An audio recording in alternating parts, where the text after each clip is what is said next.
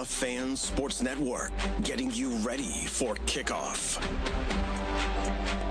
Welcome to Crimson Cliffs High School for the regular season finale. Glad you're with us here for our Boulevard home game of the week. Hope you enjoyed the pregame show, Spencer. Great job. And now we settle in for the Wednesday night special. Mark Musgrave alongside Devin Dixon. We are excited to bring you Flyers and Mustangs tonight. And boy, oh boy, the season just flies by. I can't believe it's the final night of the regular season tonight. There's no doubt about it, man. It is. It's Wednesday night lights. Doesn't quite have the ring as Friday night lights, but it is Wednesday night. It happens every year. Fall break rolls around. We have Wednesday night games. But you know what, Dev? The reason why I'm not a fan of Wednesday night games is we still have to work tomorrow. I know that the students and the teachers, they're all off, but we have to work. But hey, listen, Wednesday night football, yes, please. Give it to me. Let's go. And you know, Utah Tech's on a bye this weekend, so, you know, we got our Fridays and our Saturday nights off. So that's the good news. Yes. At least we'll have, maybe we better take the ladies out for a date this weekend. Done. Yeah. We're going to have some fun tonight. 43 seniors. Rusty Taylor, the principal here at Crimson Cliffs, auctioneer style, just got through 43 seniors' names. They started about 6:40, and they did it in about 10 minutes. Lots of hugs, lots of pictures. And, of course, we know Crimson's going to play again on this field. Probably not for 2 weeks, though, because they're going to be 1, 2, or 3. I want to get your take. I was talking a little bit about this with Spencer earlier on the pregame show. I want to get your take on the Mustangs' chances to get past Skyview if they win tonight on senior night.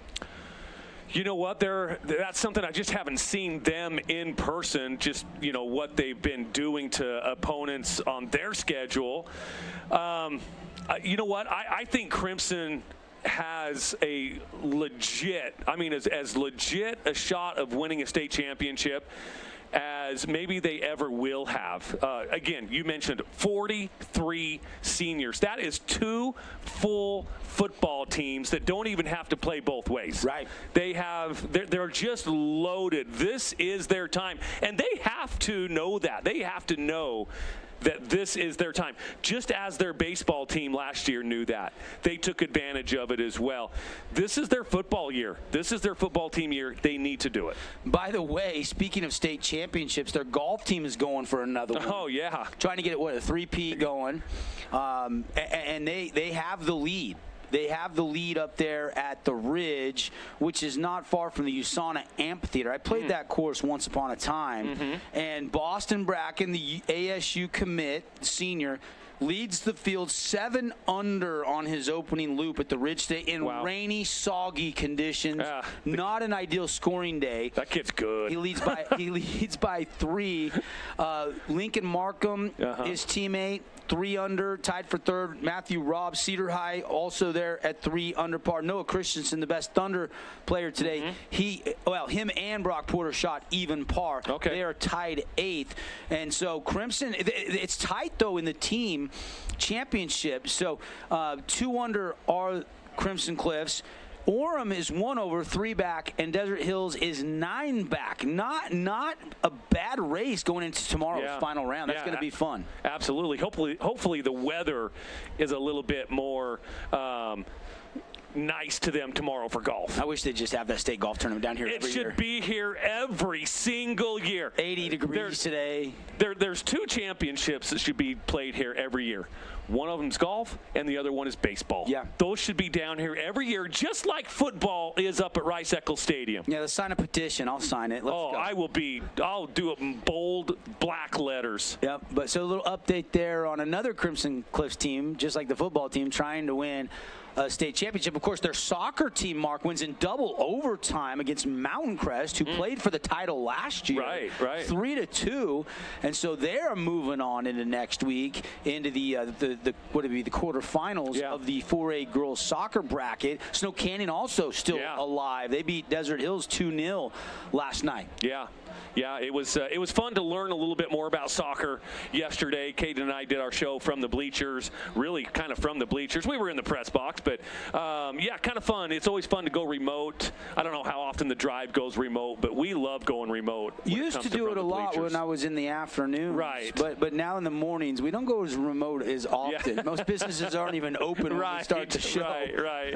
And there's no sporting events. Yeah, exactly. No sporting events going on. Yeah, now the only exception is when the Copper Rock Championship came to Copper Rock. We did go out there and do the morning show live from there. And hopefully we'll do that from Black Desert when the PGA Tour comes next fall. I can't imagine why you wouldn't. Because you're going to get those early 7:30 a.m. tee times. Absolutely. That's going to be a lot of fun. Let's bring it back to this game. Crimson, of course, trying to do what not many teams have been able to do over the years. It's been, I don't have the stat in front of me, but over the years I've been covering sports here for 20-plus years. I think we've only seen maybe 3 or 4 teams run the table, go undefeated in region play, and Crimson has a chance to do it tonight. And there's really no reason why they don't do that tonight against a good Dixie team. It's one thing being good, Devin. It's another one being dominant, and that's the word that I would describe the Crimson Cliffs Mustangs varsity football team is just dominant. Yeah, there's no question. They have been dominant. They're led by Steele Barber on the offensive side of the ball. The senior quarterback has just blossomed in Andy Stokes, the new offensive coordinator. I mean, you think about all these seniors and you think about building culture, and Coach Wayne and Coach Tate was the original head coach here. But getting Andy Stokes back to be the offensive coordinator, he makes football fun. He's got a great offensive mind. He was Mr. Irrelevant. He played in the NFL.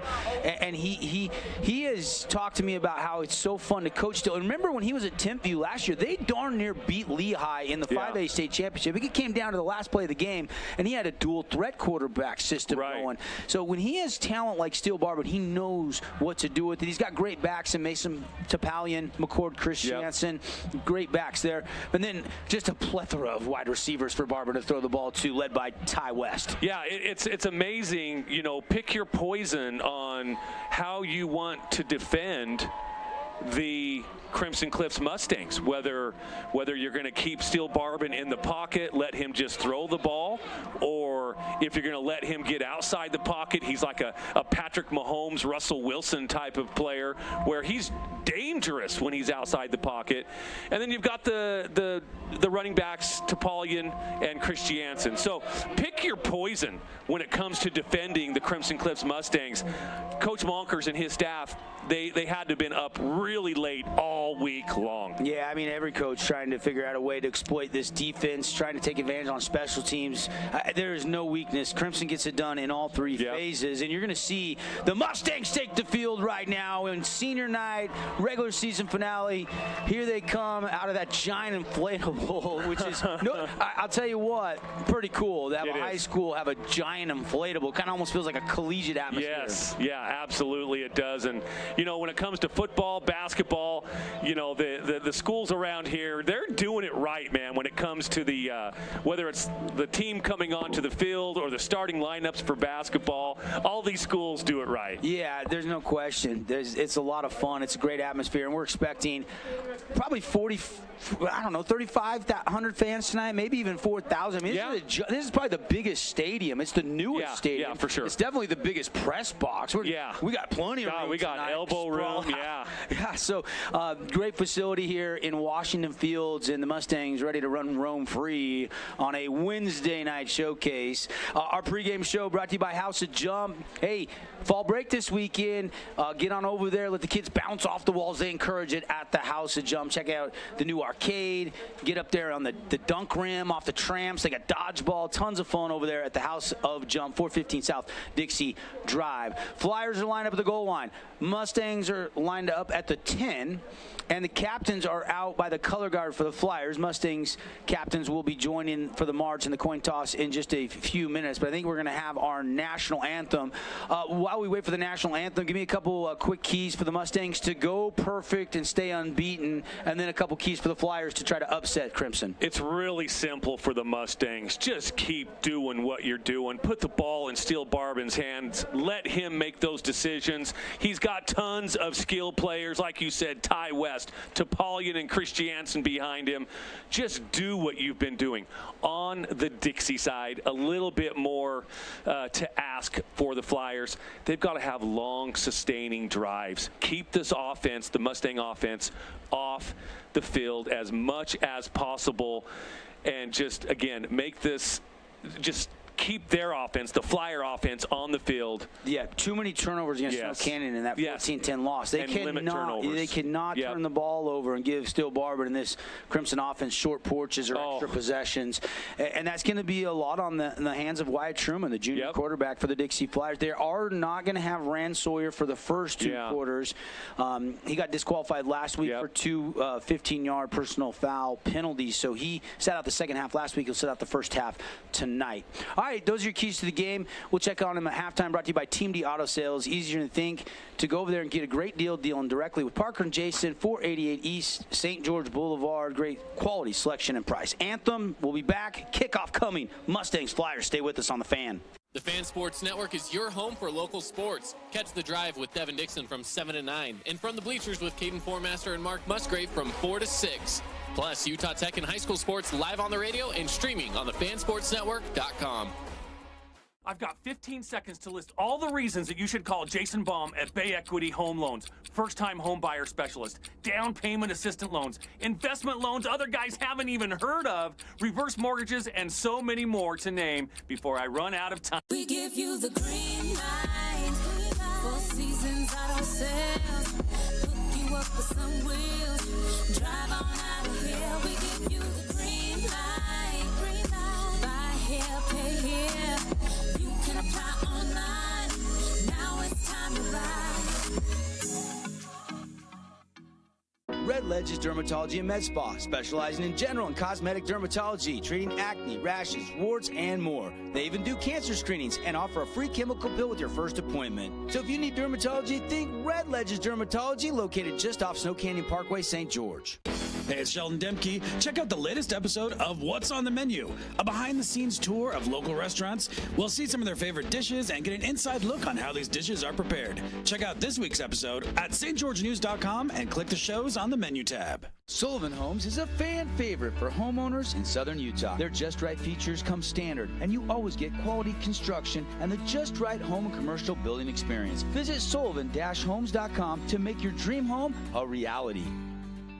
Adams Wealth Advisory is a financial planning firm that is combined with an investment firm to provide the best possible outcomes for our clients. I always believe if you're intentional with your financial plan, things are going to work out really well for you. Visit AdamsWealthAdvisors.com or call 752-1702 to schedule a time with an advisor today. Sports Network.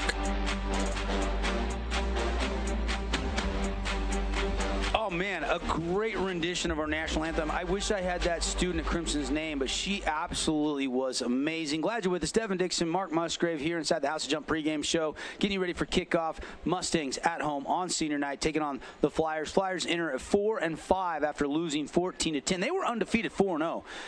And then last week, too many turnovers. We just kind of talked about it. They lose by 4 to Snow Canyon. Or this would be for the outright Region 9 title. Instead, Dixie's got to win to get a share of the title with the Mustangs. And I got to say, you know, I was talking about this on our show really all week long. And if Dixie wins tonight, that it wouldn't feel quite right with Crimson having to share that title. Now, all Crimson has to do tonight is win. Keep doing what you've been doing. Dominate. Do what you do, Mustangs. But if Dixie wins, and you know me, I'm Dixie alum. I still have a little bit of blue blood that flows through me. Absolutely. You got to, man. You're an alum. I would feel a little, it feels a little wrong that Crimson would have to share that title with the Flyers. Again, Crimson has never beaten Dixie in high school football in a region game. They are looking in their fourth try to get it done tonight. Granted, Crimson's a brand new school down here. It hasn't been that many years. Right. But I've talked about it all week on my show that you got to get past Coach Blayton Munkers. That's been the bugaboo. And Coach Wayne and Coach Munkers, Coach Wayne and Coach Stokes are from the Coach Munkers coaching tree. Right. They won a state championship with Coach Munkers, all three of them together. So this is a very familiar staff with each other. Yeah. And Coach Munkers is going to have something designed. I was talking to Coach Munkers a little bit earlier in the week. week, and he said, man, this is going to be fun, but it's going to be tough. I mean, he's been around a long time. He knows that there's not an easy thing to accomplish. And I talked about the mesh routes, the digs, trying to get against that 3-4, the ball, the 6-7 yards. Crimson's content to give you that a couple times. Yeah.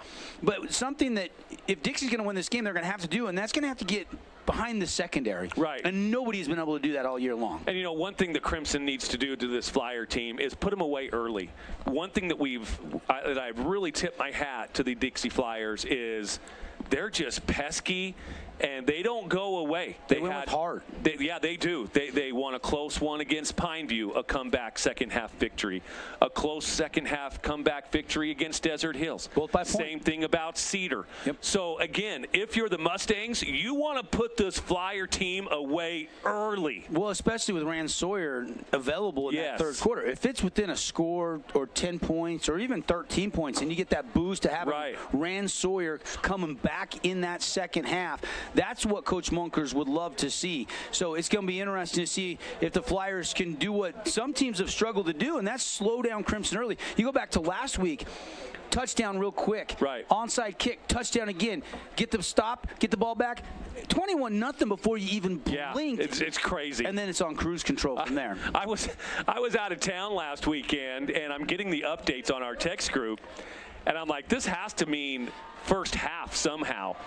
With the Crimson score and the Desert Hill score, but it was first quarter. Both of those games were over.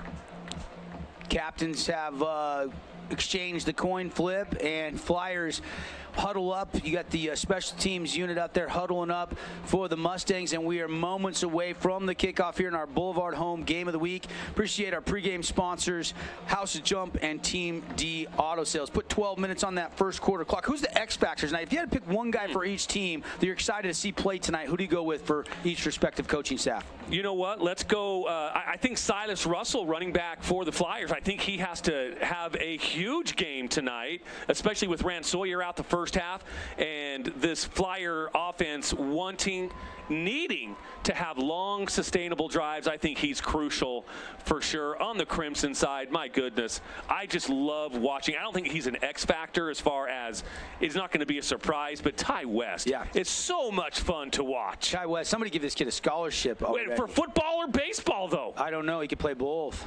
My goodness. Do a little primetime, little Bo Jackson action. He is electric. Watch for number 14. Wearing red, all red pants, red jerseys, white numbers tonight, red tops, the lids with the C on, well, the numbers on one side, I think the C on the other side.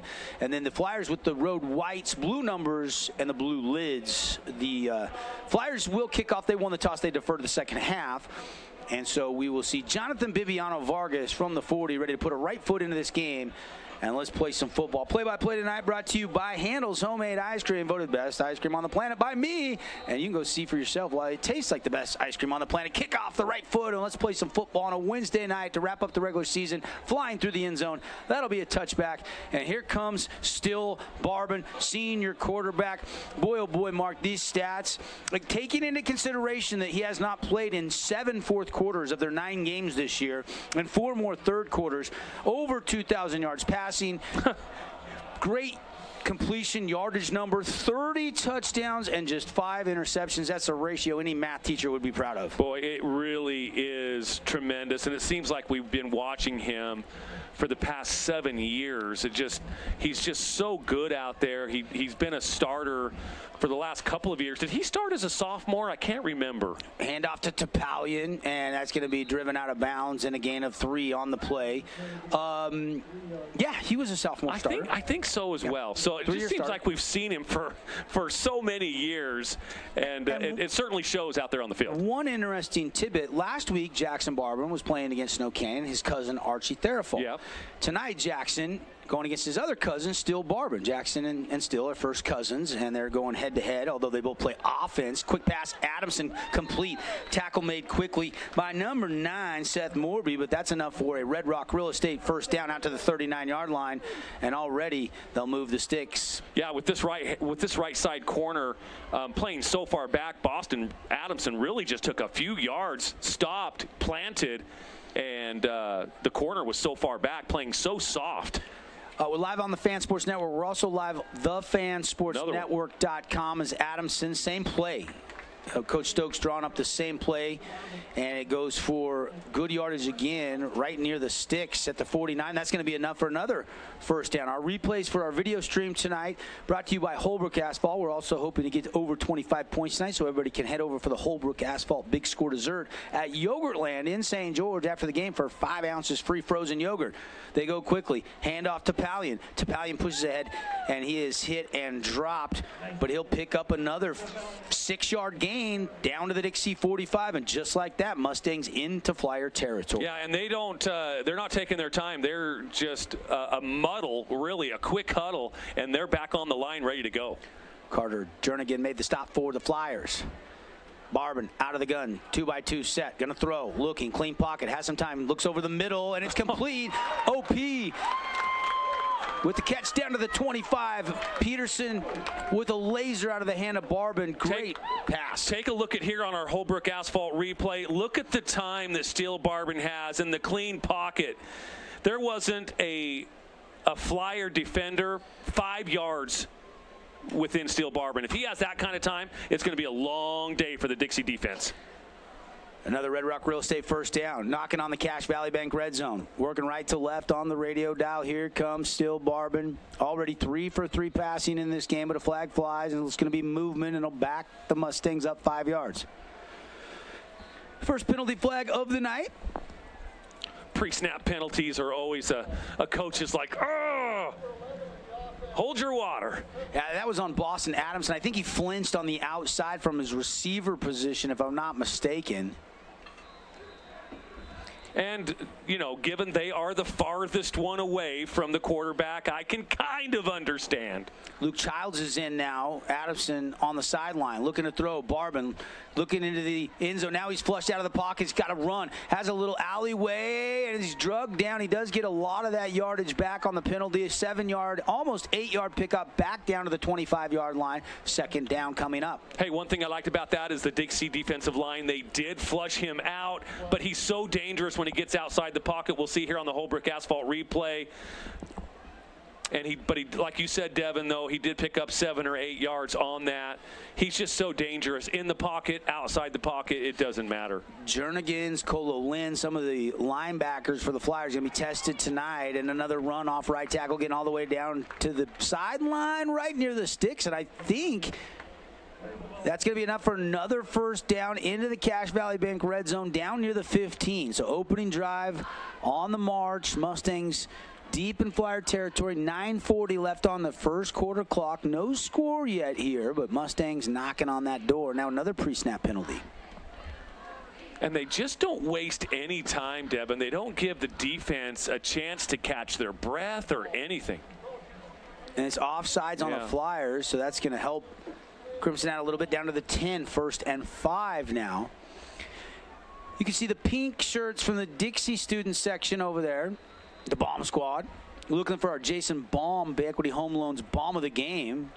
How about that Owen Peterson pass earlier, and now a shot into the end zone on a corner route, and he overshot him. It's incomplete. Yeah, just about 2 yards too deep. We'll see here on the Holbrook Asphalt replay. Looking for his favorite target, Tyler West. Just put too much air under it. Yeah, just a little too much air. Flatten that out a little bit, and it's probably touchdown. He had a couple steps on the defender. Yeah, he did. So the first target for Ty West, and it wouldn't have mattered if he would have thrown the touchdown because they got a hold on the Mustangs, so they'll back him up. I did see that as well. It was on our closest to us on the offensive line. Left tackle? Yeah. Left tackle for the Mustangs, that's 71, Spencer Arnold. Yeah, Spencer Arnold, if that's the one that they called. And now Barbin's flushed out of the pocket again. He was looking to pass. Now he's going to tuck and run. He's down to the 15, down to the 10 on a juke move, and then he slides, gives himself up. And they'll start to slide and mark it where he started at about the 8-yard line. And I like that Dixie sent an extra person here on the blitz. You can see him kind of come in here right there, number 1. Chase Wheaton. Yeah. That's Jacob Dombrowski. Yeah, Dombrowski flushed him out. But again, you're picking your poison. You flush him out of the pocket, and then he's going to pick up 8 yards on the carry. Second down, and we'll call it 3 in the Cache Valley Bank red zone. Barbin's going to RPO pass. Jump ball incomplete in the coffin corner of the end zone. Good defense on that far side by Van Lin. Yeah, Van Lin was right there step for step. You can see it here again on the Holbrook asphalt replay. Barbin puts it up really to where only his guy can get it, or it's going to be incomplete. But again, Barbin has not been hardly touched. When the pockets collapse, he's done a good job stepping up and running. But 3rd and 3. Now Barbin will turn, look to Coach Stokes, flashing in the hand signal plays. He'll move to Pallion to the right side, so maybe changing the play here, or the protection. Now Barbin pump fake, rolling to the right, behind the line of scrimmage, fires open, touchdown! Penalty marker down, Devin, right at the 10-yard line. Touchdown caught momentarily by Caden Garcia Casey, the speedster, the junior, that has been getting more and more involved in the offense, but we await the penalty flag here. And Garcia Casey breaks off his route, but I think this one's coming back. Yeah, there was a tackle on the offensive line. One of the offensive linemen tackling one of the defensive linemen of the Flyers. And they got caught. So now 3rd and almost 13 here, Mark. That changes things. Certainly, Barbin, you're going to put the ball in his right hand. Quarterback has it out of the shotgun formation. Looking, clean pocket, out route to the sticks, caught. Depends on the spot, though. Momentum might have taken him back a yard shy, and it'll be 4th down and 1. Boy, yeah, it looks like he is going to be a yard short. But look here on the Holbrook asphalt replay. He does that little toe tap. Boom, right there. Good hands, yes. Good footwork by Luke Childs. Good to see him. He's been playing all year, but they've been getting more and more snaps. He's trusting that ACL more and more. Lost last year, football, basketball season due to that injury. They'll run for it. They string it out. Oh, it's close, Devin. I think he gets it, though. He is knocked out of bounds on the far sideline, so it's hard to see from here if he got it or not. I think the Flyers might have got a stop, and it might have knocked him out just shy. Let's watch here. You know, I think they did stop it, Devin. What a great pursuit by the Dixie Flyer defense, just stringing that play along over to the sideline. Big stop for the Flyer D. Yep, deep in the red zone. They turn the Mustangs away. Haven't seen many people be able to do that this season. And now for the first time, here come the Flyer offense. Backs to their own goal line. No score here. 8:26 still remains. First possession of the night for Coach Munkers, the legendary Flyer coach. Got 4 state championships. Such, you know, great coach, but even a better interception, picked off, returned, end zone, touchdown, the pick 6. Oh my goodness. Oh my goodness, was it Williams? Who got it? We'll have to see it again. They're all celebrating. Every player looks like they just made the interception and ran it in. It was the outside backer on that right side, Rowan Williams. Yeah, Rowan Williams. Wow. What a turn of events. The Flyer defense holds, gets the Flyer offense out there, and just a crucial mistake by Wyatt Truman, throwing it into the hands of number 97, Rowan Williams. Wow. Little bit deflating there. Really deflating there for Flyer fans sitting across the way. And now they just jump across encroachment against the Flyers. Looks like Brian Cherry, number 52, kind of got a little excited and jumped into the neutral zone for the Flyers. Wow, just when you think you got a little momentum, you stop this high-octane offense. Rowan Williams in the flat out of that 3-4 defense. He's just dropping out to the flat. That's his assignment. And Truman misreads it and throws it right to him. A gift-wrap pick 6, unfortunately, for Truman. And the Finley Subaru extra point is up and good. We'll take the break. Just like that, the defense of the Mustangs gives them a 7-0 lead on the Wilkinson scoreboard. We'll be right back on the Fan Sports Network. Sullivan Homes is a fan favorite for homeowners in southern Utah. Their Just Right features come standard, and you always get quality construction and the Just Right home and commercial building experience. Visit sullivan-homes.com to make your dream home a reality. Adams Wealth Advisory is a financial planning firm that is combined with an investment firm to provide the best possible outcomes for our clients. I always believe if you're intentional with your financial plan, things are going to work out really well for you. Visit AdamsWealthAdvisors.com or call 752-1702 to schedule a time with an advisor today.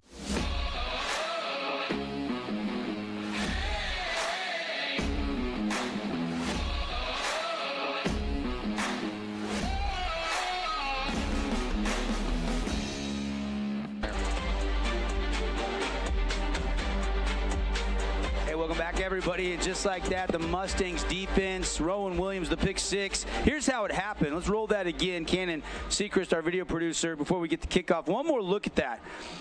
It's just that 3-4 defense. He's dropping out in the flat. He's trying to hit that outside receiver, and Rowan Williams, the pick to the 6. And Crimson up 7-0. Yeah, you love it when those defensive linemen and linebackers have the ball in their hands and they go into pay dirt. They love that.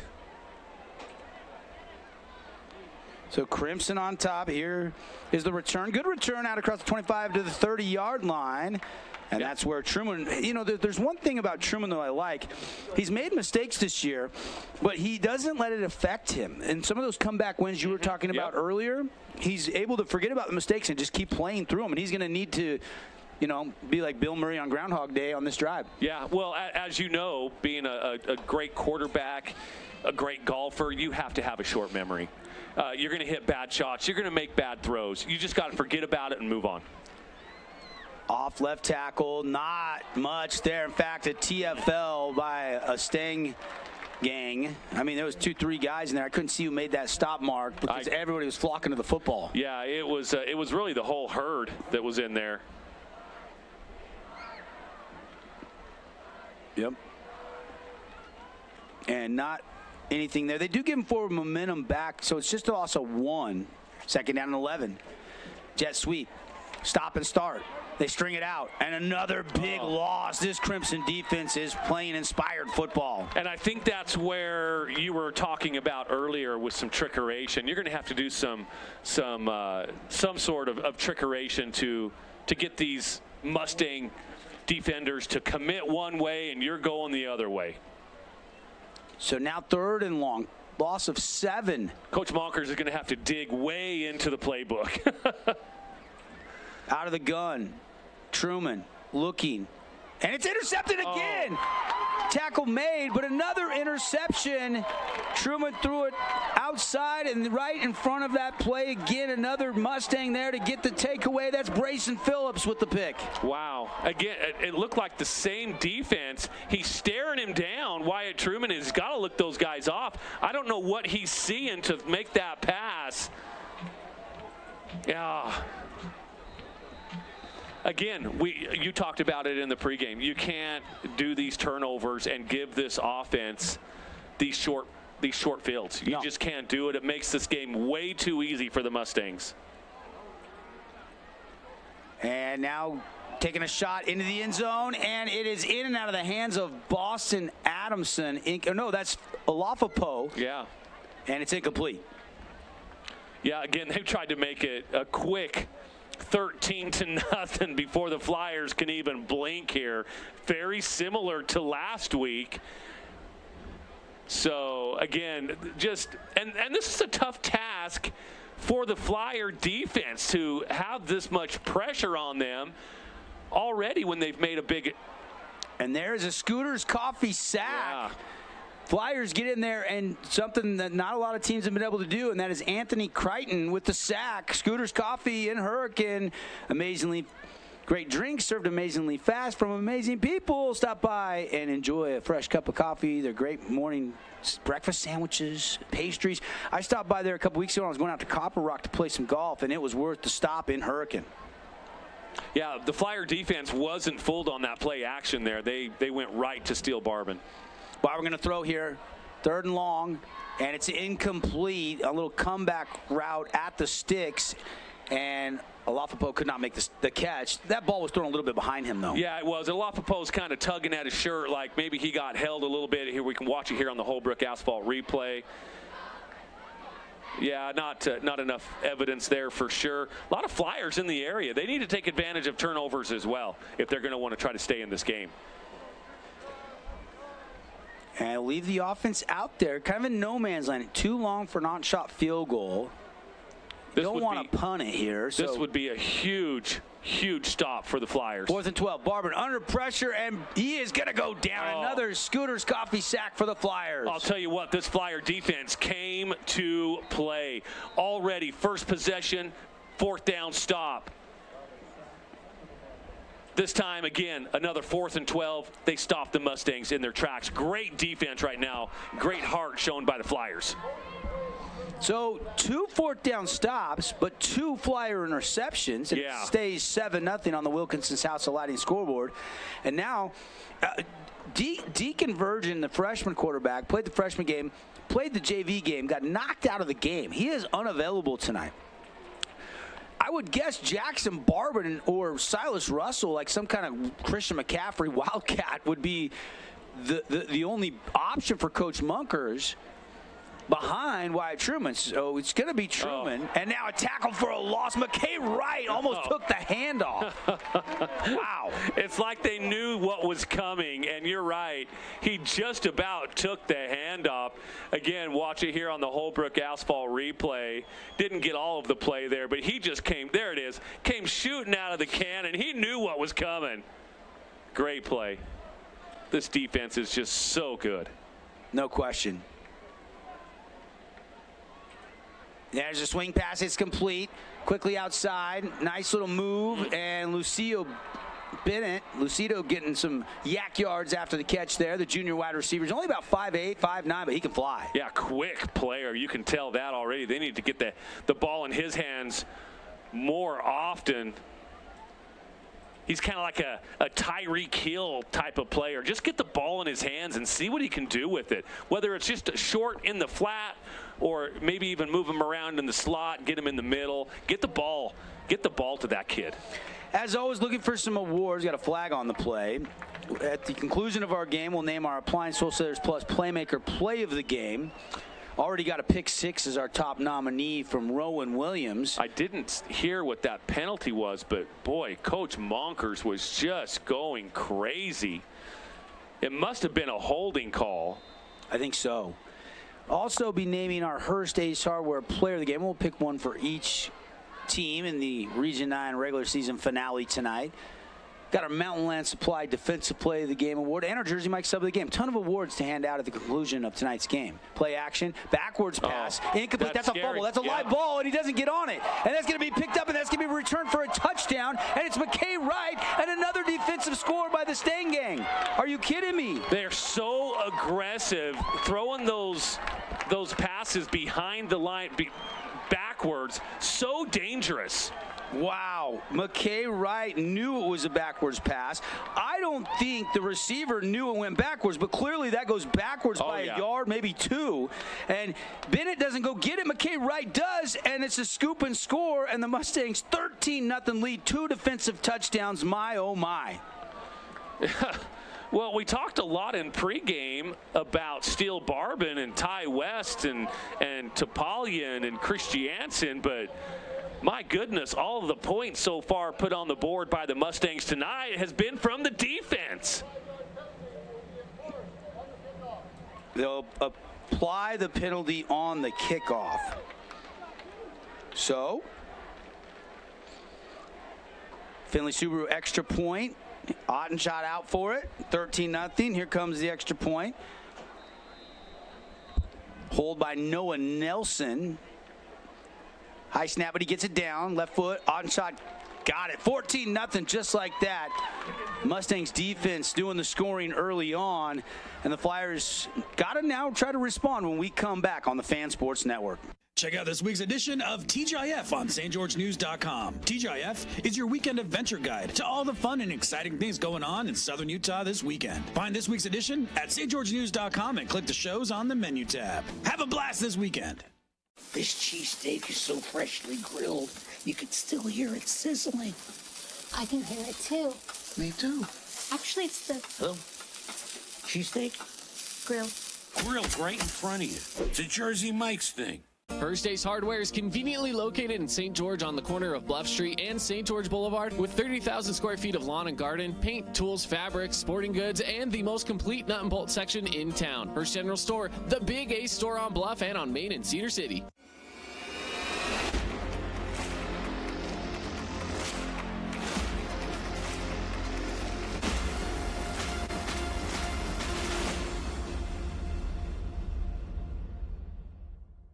Nine 8080 today. You're back on.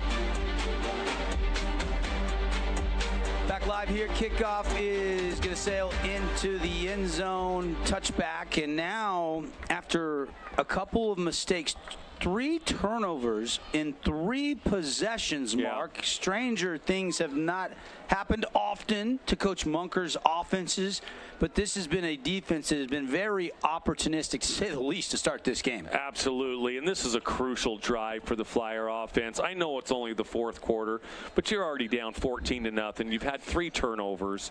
Your defense is playing well. They need to have a long drive here, and there needs to be points at the end of this drive. Yep, 5:19 left in the first quarter. They'll keep it with Truman. He'll run right up the middle, and he'll get 2. Second down coming up. Looks like they're going to give him 3 on that, Dev. But you're right, though. It's going to be 2nd and 7 for the Flyer offense. Again, right now, be a little conservative. Keep the short passes, but he's got to make sure that they're in the right spots. That 3-man front. You got Nyson, you got Bronson Plum, and you got Parker Andrus. Then you got Phillips and McKay Wright. All those great linebackers. This front 7 is as good a front 7. Here they blitz. Truman senses it, goes to the quick pass, and it's high and incomplete. Looking for Junior Coughlin. And again, if you look at here at the Holbrook replay, there's Mustangs in the area. That ball sails on him. Got to be careful with that, Mr. Truman. Or we're looking at a 20-0 score, because that would have been a walk-in pick 6. Throwing again, running it again. This time it's Silas Russell, and he's going to move the chains. That's going to be the first Flyer first down, a much-needed Red Rock Real Estate first down. As Silas Russell took it off that right side. Good piece of blocking up front. Find a big hole. Yeah, finally some positive happens for this Flyer offense. Even when some positive happened last drive with Bennett on that reception, it was taken away due to the holding call. So, again, this is the first positive. We're 4 minutes to go here in the first quarter. And now another ball loose on the turf, but Lucido Bennett goes and gets it. Wow. Ball security, Flyers. You have to have it against this Mustang defense. They like to poke, grab, anything they can with that football. We saw McKay Wright with the scoop and score. We saw Rowan Williams with a pick 6. And now we're seeing, like, they seemingly want another defensive touchdown here. Yeah. Truman going to throw. Has some time. In the pocket. Over the middle. Double coverage. Incomplete. Looking for Junior Coughlin again.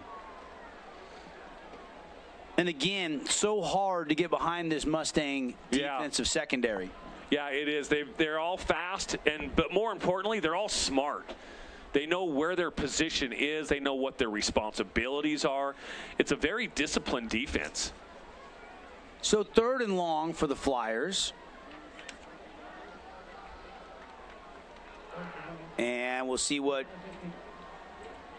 Coach Munkers wants to go to. It's going to be a crossing route caught by Coughlin. He'll get 5, maybe 6, and that's it. Yeah. And Flyers going to have to punt this football. Got back just past the original line of scrimmage, about the 33, 34-yard line there. Another look for our streaming audience. If you're listening on radio, you want to watch this game, just go to our website, thefansportsnetwork.com. Click on the Region 9 tab. You know, if this was another 10, if they were at the 42 as opposed to the 32, if they were closer to midfield, I'd say this would be the great spot to maybe do a little fake punt or some sort of snapping to one of the up guys. But the fact that they're at the 32 probably just leaves too much of a short porch for the Mustang offense if they don't make it. Jonathan Bibiano Vargas out to kick. There was a 5-yard penalty.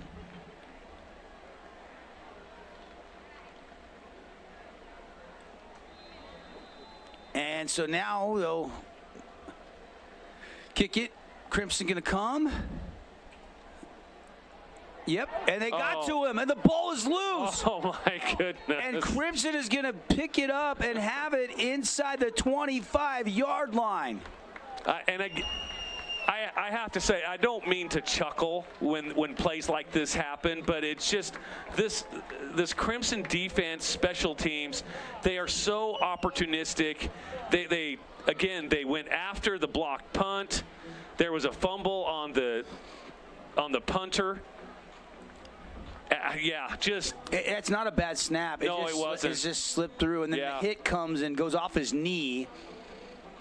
It's just right And at that point, it doesn't matter who recovers it. It's going to be Mustang ball right there. Correct. So, again, Mustangs, short field, 35, what are they at, the 27-yard line, 28-yard line. Just the Flyers are just making it too easy for this Mustang offense. If they keep doing this, Steele Barban and them, they're not going to have big numbers tonight. Nets on Fire score updates. Building champions on and off the court. NetsOnFire.org. Pineview leads Snow Canyon 3-0. That game is also streaming on the FanSportsNetwork.com. And then Kelly hits Cale Johnson. TK, Tank Kelly, touchdown pass. So Snow Canyon takes the lead right back 6-3. The PAT was no good. So 6-3 Warriors leading. Hurricane is playing out of region tonight against Lincoln County, and Desert Hills is up at Cedar City. We'll have updates on all those games throughout the night. Run on first down and a gain of 3 down to the 25-yard line. Yeah, Cedar took it down to about the 25-yard line of Desert Hills, went for it on 4th and 15 and came up short. So it was a turnover on downs by the Reds. Out of the shotgun, still Barban. Gonna throw here. Outside and in and out of the receiver's hand. Ty West maybe turned his head to look to make a football move and forgot the football there. You don't see that with Ty West. I was just going to say, you don't see that happen often. In fact, I don't think I've seen him drop a ball all season. And it was right there in the grill, too. Great throw by Steele Barban. Ty West, been one of our Findlay Subaru Fan Sports Network Player of the Week a couple weeks ago. This last week, it was JT Westbrook taking down the award. Snow Canyon wide receiver had 2 touchdowns against this Flyer team. Pass complete outside, and a nice play by Caden Garcia-Casey down deep into the Cache Valley Bank red zone near the 6-yard line. Boy, it just doesn't stop with the weapons that they have. There's just so many of them. And it's just pick your poison. Yeah, well put. I mean, you could try to focus in double team one guy, but somebody else is going to be open. Yeah. And Barber's going to find that matchup. Flip pass on the jet sweep. And it's going to go for a score. And again, it was number 7, Garcia-Casey, that takes it in. And just like that, tack another one on the board for the Mustangs. Yeah, again, you know, we talked about it in our pregame show. I hate to beat a dead horse, but giving them these short fields is just way too easy for this Mustang offense. Dixie has to clean this up. The Flyers find themselves in a big hole, 20-0 PAT pending, and it's just all happened in the blink of the eye. We're still in the first quarter, 1:45 on the clock. Wow. Amazing. Odd shot. Findlay Subaru extra point is good. We'll take a timeout. See if the Flyers offense can get on track against this stingy, opportunistic Mustang defense right after a message from our great local partners. 21-0 on the Wilkinson scoreboard. Crimson has the lead. We are Utah's financial outfitter, and we're here when it's time for your business to climb higher. Cache Valley Bank, mountains await. Member FDIC, equal housing lender. Region 10 Sports is brought to you by Nets on Fire, the premier training and event facility in Southern Utah. High-level individual and group training catered to your athlete, plus the best camps, clinics, tournaments, and showcases in the West. Visit netsonfire.org. As a local business owner, it's important to get the word out about your business. More people equals more revenue for you. Get your business in front of over 160,000 people in southern Utah each week with St. George News. Contact St. George News today. We love giving back to our community, and over the years, we have provided vehicles for families in need. Welcome back. Otten shot puts a left foot into it, and the kickoff is going to be returnable this time from the 5 by Bennett, and Bennett's going to take it to the 20, maybe the 22 as he is hit and dropped. Already 3 Flyer turnovers, and we were talking about how it was tough last week to lose your first region loss, and they had 5 turnovers, lost 14-10 to Snow Canyon. And all of a sudden, against this team on the road, senior night, 21-0. The Flyers cannot turn the ball over anymore if they're going to try to fight back in this game. And Devin, you've seen Dixie more than I have. How much do they miss Rand Sawyer? A lot. I mean, he is an electric player. We'll see him in the second half. But it's that by that time it could be way too little, too late. Yep. There's no question. First catch of the night for Jackson Barbin. And they're going to say, no, he did not catch it. It hit the turf, so incomplete. Trying to out route, and the ball was down low. Well, and I think he caught it. I just don't think he was in bounds. Yeah, and everybody is doing that out-of-bounds motion on the sideline. As you'd expect. Those are Crimson coaches. Those are Crimson coaches, right. Truman looking to throw. This time going left. And it's caught in the middle of a bunch of Mustangs and Sweeten with the tackle, but a really good catch up high by David Barchi. Yeah, and you know what? That's a gutsy throw by Truman here. You'll watch him throw it here. He throws it up high where his guy goes and gets it. But you're right, Devin. There was a herd of Mustangs right there.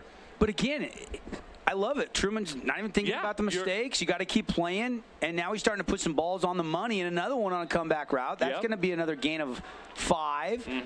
And second down coming up. And the Flyers, for the first time, are approaching midfield. They have yet to be into Crimson territory yet with those 3 turnovers. Looks like they have a little bit of rhythm here. They've got a couple of positive plays under their belts now. They seem a little more confident on this drive. Truman again, high, and a nice catch. Climbing the ladder, keeping a foot down. It's David Barchi again. Wow, great toe tap on the sideline there. Being tackled, and he was able to just drag that foot.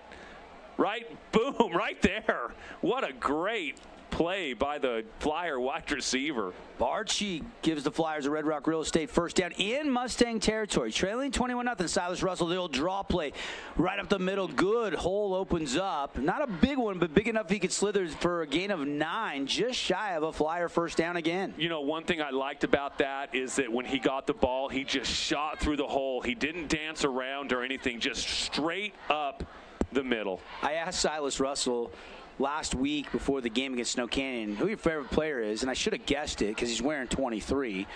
But you can see he does watch a lot of YouTube videos, I'm sure, of Christian McCaffrey. Christian McCaffrey. That's who I was thinking before you even said that. He is a big Run CMC fan. That's awesome. I am too, as he's on my fantasy football team. Another good chunk play. Flyers on the march, down to the 25-yard line, fresh set of downs.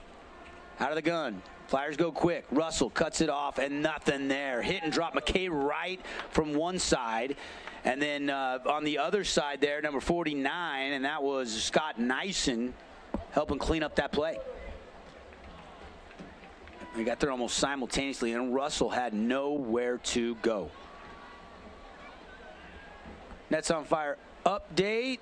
Real quickly before we go to a break, as the first quarter has come to a close, TD run by Bryson Barnes, and Snow Canyon gets the 2-point conversion, so they make up for that PAT. So they lead 14-3 over Pineview on their senior night across town. Here at the end of the first quarter, 21-0, all Mustangs but Flyers on the march when we come back after this 30-second timeout.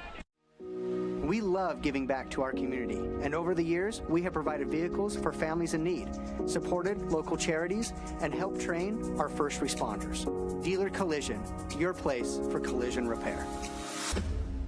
Everyone loves local sports and, of course, loves ice cream. And the best ice cream on the planet is Handel's Homemade Ice Cream. Open late every day of the week with dozens of delicious flavors. So after your favorite team wins, head over to Handel's to celebrate with locations in St. George, Layton, and Give us a call today for a free insurance review to make sure you are properly protected. Call Udine Associates.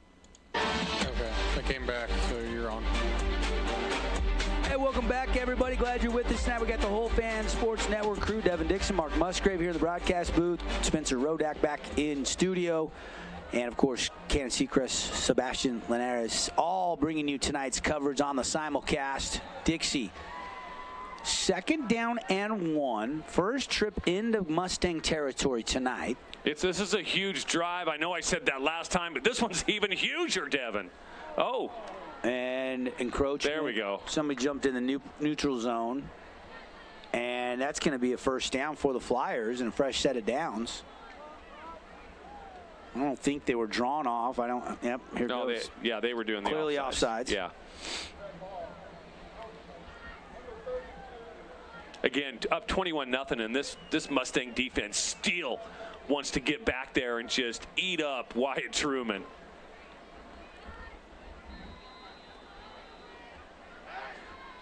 Flyers ready to go. Looking to throw. It's Wyatt Truman, the junior quarterback. Throws it into traffic. Intercepted again. Intercepted again by this Stang Gang defense. I think it was Brayson Phillips. It was. Yeah, Brayson Phillips again. Right place, right time, doing his job. Comes up with the pick. Anytime this Flyer offense gets just a tiny bit of momentum, the Mustang defense comes up with a big turnover. Just a slant route, and he just looked like he was the intended receiver. Yeah. Tracked it down, got inside leverage there, and cuts right in front of the would-be receiver and makes the Oski 4 Flyer turnovers, and we're early in the second quarter. Out route, incomplete, trying to find Owen Peterson. And Bartman puts his hands on his helmet in frustration. A rare misfire from the senior quarterback. Again, Barban's numbers coming in. Just so good. I mean, 9 games, 30 touchdowns, 5 interceptions. What was that, about 3.3 touchdowns a game? He had 5 last week, passing. RPO, give it to Pallion. Left tackle runs, going to surge across the 30 to the 33, almost the 30. Now they'll mark it at the 33. And it'll be third and a long 3.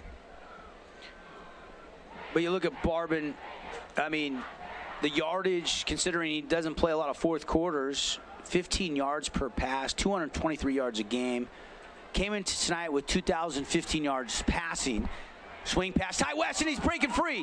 It's a speed race, and he fumbles. Oh, my goodness. And it goes to a teammate who grabs the ball. That's Boston Adamson, and the Mustangs will have it at the 31. And there's the first catch of the night for Ty West. He was thinking score, and they just scored it out of there. It was not stripped. Take a look at our Holbrook asphalt replay. Gets outside, just so quick. And West just, there it goes. Popped out. Oh, my goodness. Fortunate. And again, good teams kind of make their own luck sometimes, and the ball just bounced right back to them. Quick pass outside, Adamson. 8-yard pickup. 2nd down and short. And the Mustangs up 21-0. 10:50 left in the second quarter. Already with a 21-0 lead. If you just tune in, 2 defensive touchdowns. And then a run by Caden Garcia-Casey, the only offensive score. But Barban trying to change that.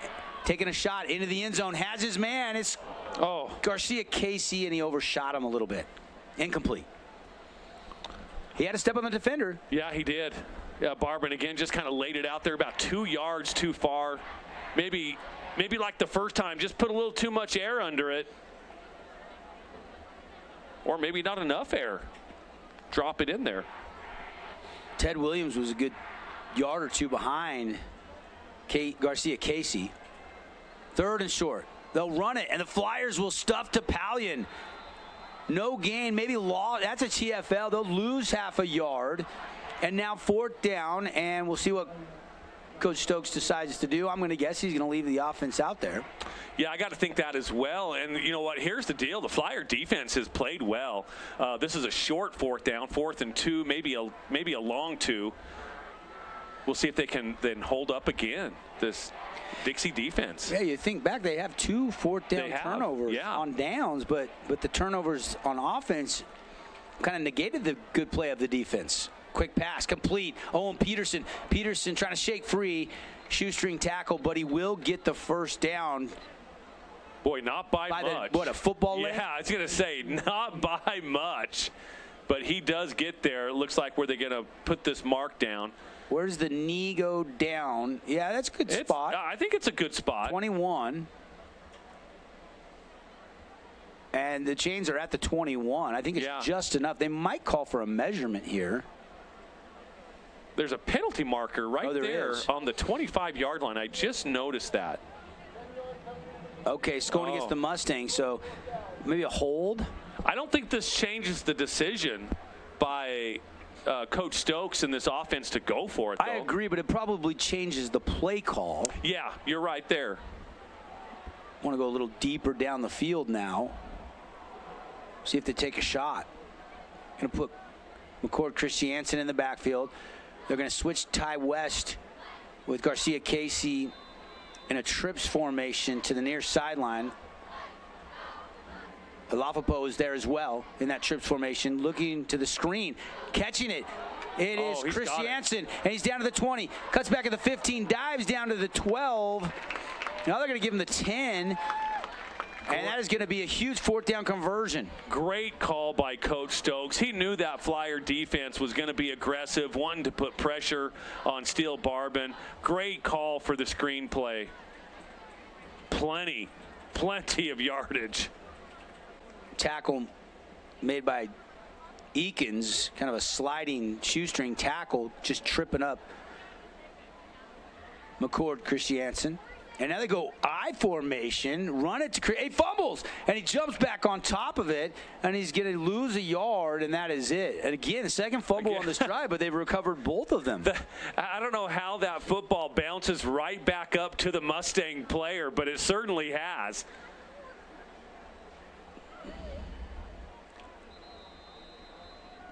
Already 9, 10 first downs. Things humming right along for this offense. Timeout Mustangs. We'll talk about it. Timeout's brought to you by Luke Udy at American Family Insurance.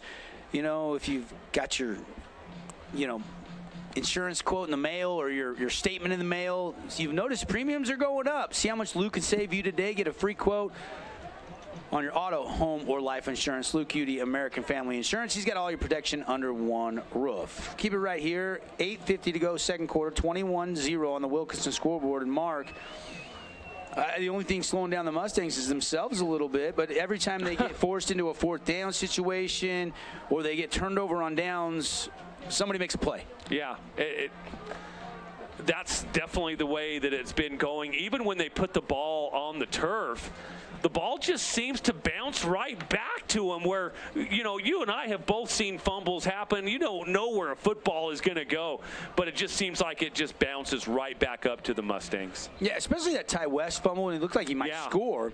It was pinballing around on the back of a Flyer, and then Boston Adamson just went and grabbed it. Oh, my goodness. 2nd down for the Mustangs coming out of their first called timeout. They lead 21-0, looking for a little more. Deep in the Cache Valley Bank red zone. Barbin's going to throw for it. Flushed out of the pocket. Throws against his body. Jump ball, and it's incomplete. Trying to find Adamson in the corner. Not a bad play there just to throw where only your guy can go get it, live to fight another down. Yeah, and Eakins was there for the Dixie defense and wasn't sure if Adamson caught that and just continued to make the tackle. Put a little bit of pressure there on Barbin, which was nice. See if this Dixie defense can hold up just a couple of more times. 3rd down. And here we go. Man in motion is Tyler West. Ty West running a route, looking into the middle of the end zone, tipped by a flyer, and right to Alafapo for the score. Malachi Alafapo, touchdown, Crimson. Again, Devin, Flyers do everything right, and it ends up in the hands of Boston Adamson and the Crimson Cliffs Mustangs in the end zone. Oh, my goodness. Wow. Alafapo having a great sophomore season. He's a twin. Coach Wayne Alafapo's twin sons. And odd shot, Finley Subaru extra points up and good. And just like that, already, folks, 8:35 to go second quarter. 28-0 Mustangs lead the Flyers on the Wilkinson scoreboard. Red Rock Real Estate has over 200 professional realtors in the St. George area that specialize in the local market. Whether you're buying your dream home, looking for an investment property, or want to sell your home for the highest amount, the Red Rock Real Estate team is here to assist you. Get started now by visiting redrockrealestate.com. Call Utah. Call 435-251. Did you know that St. George News has a new app? Download the St. George News app today and stay up to date on everything happening in Southern Utah. Get instant notifications on news, weather, sports, and more. Download the app today and get your local news now. Scooter's Coffee and Hurricane is the best way to start your day or get you through your day. From breakfast sandwiches to cinnamon rolls to amazing smoothies and, of course, coffee. Anytime is a good time to sip and smile. Scooter's Coffee, open 7 days a week. Locations in St. George, at Dino Crossing, Santa Clara, and in Hurricane, think Bucks. You're back on here.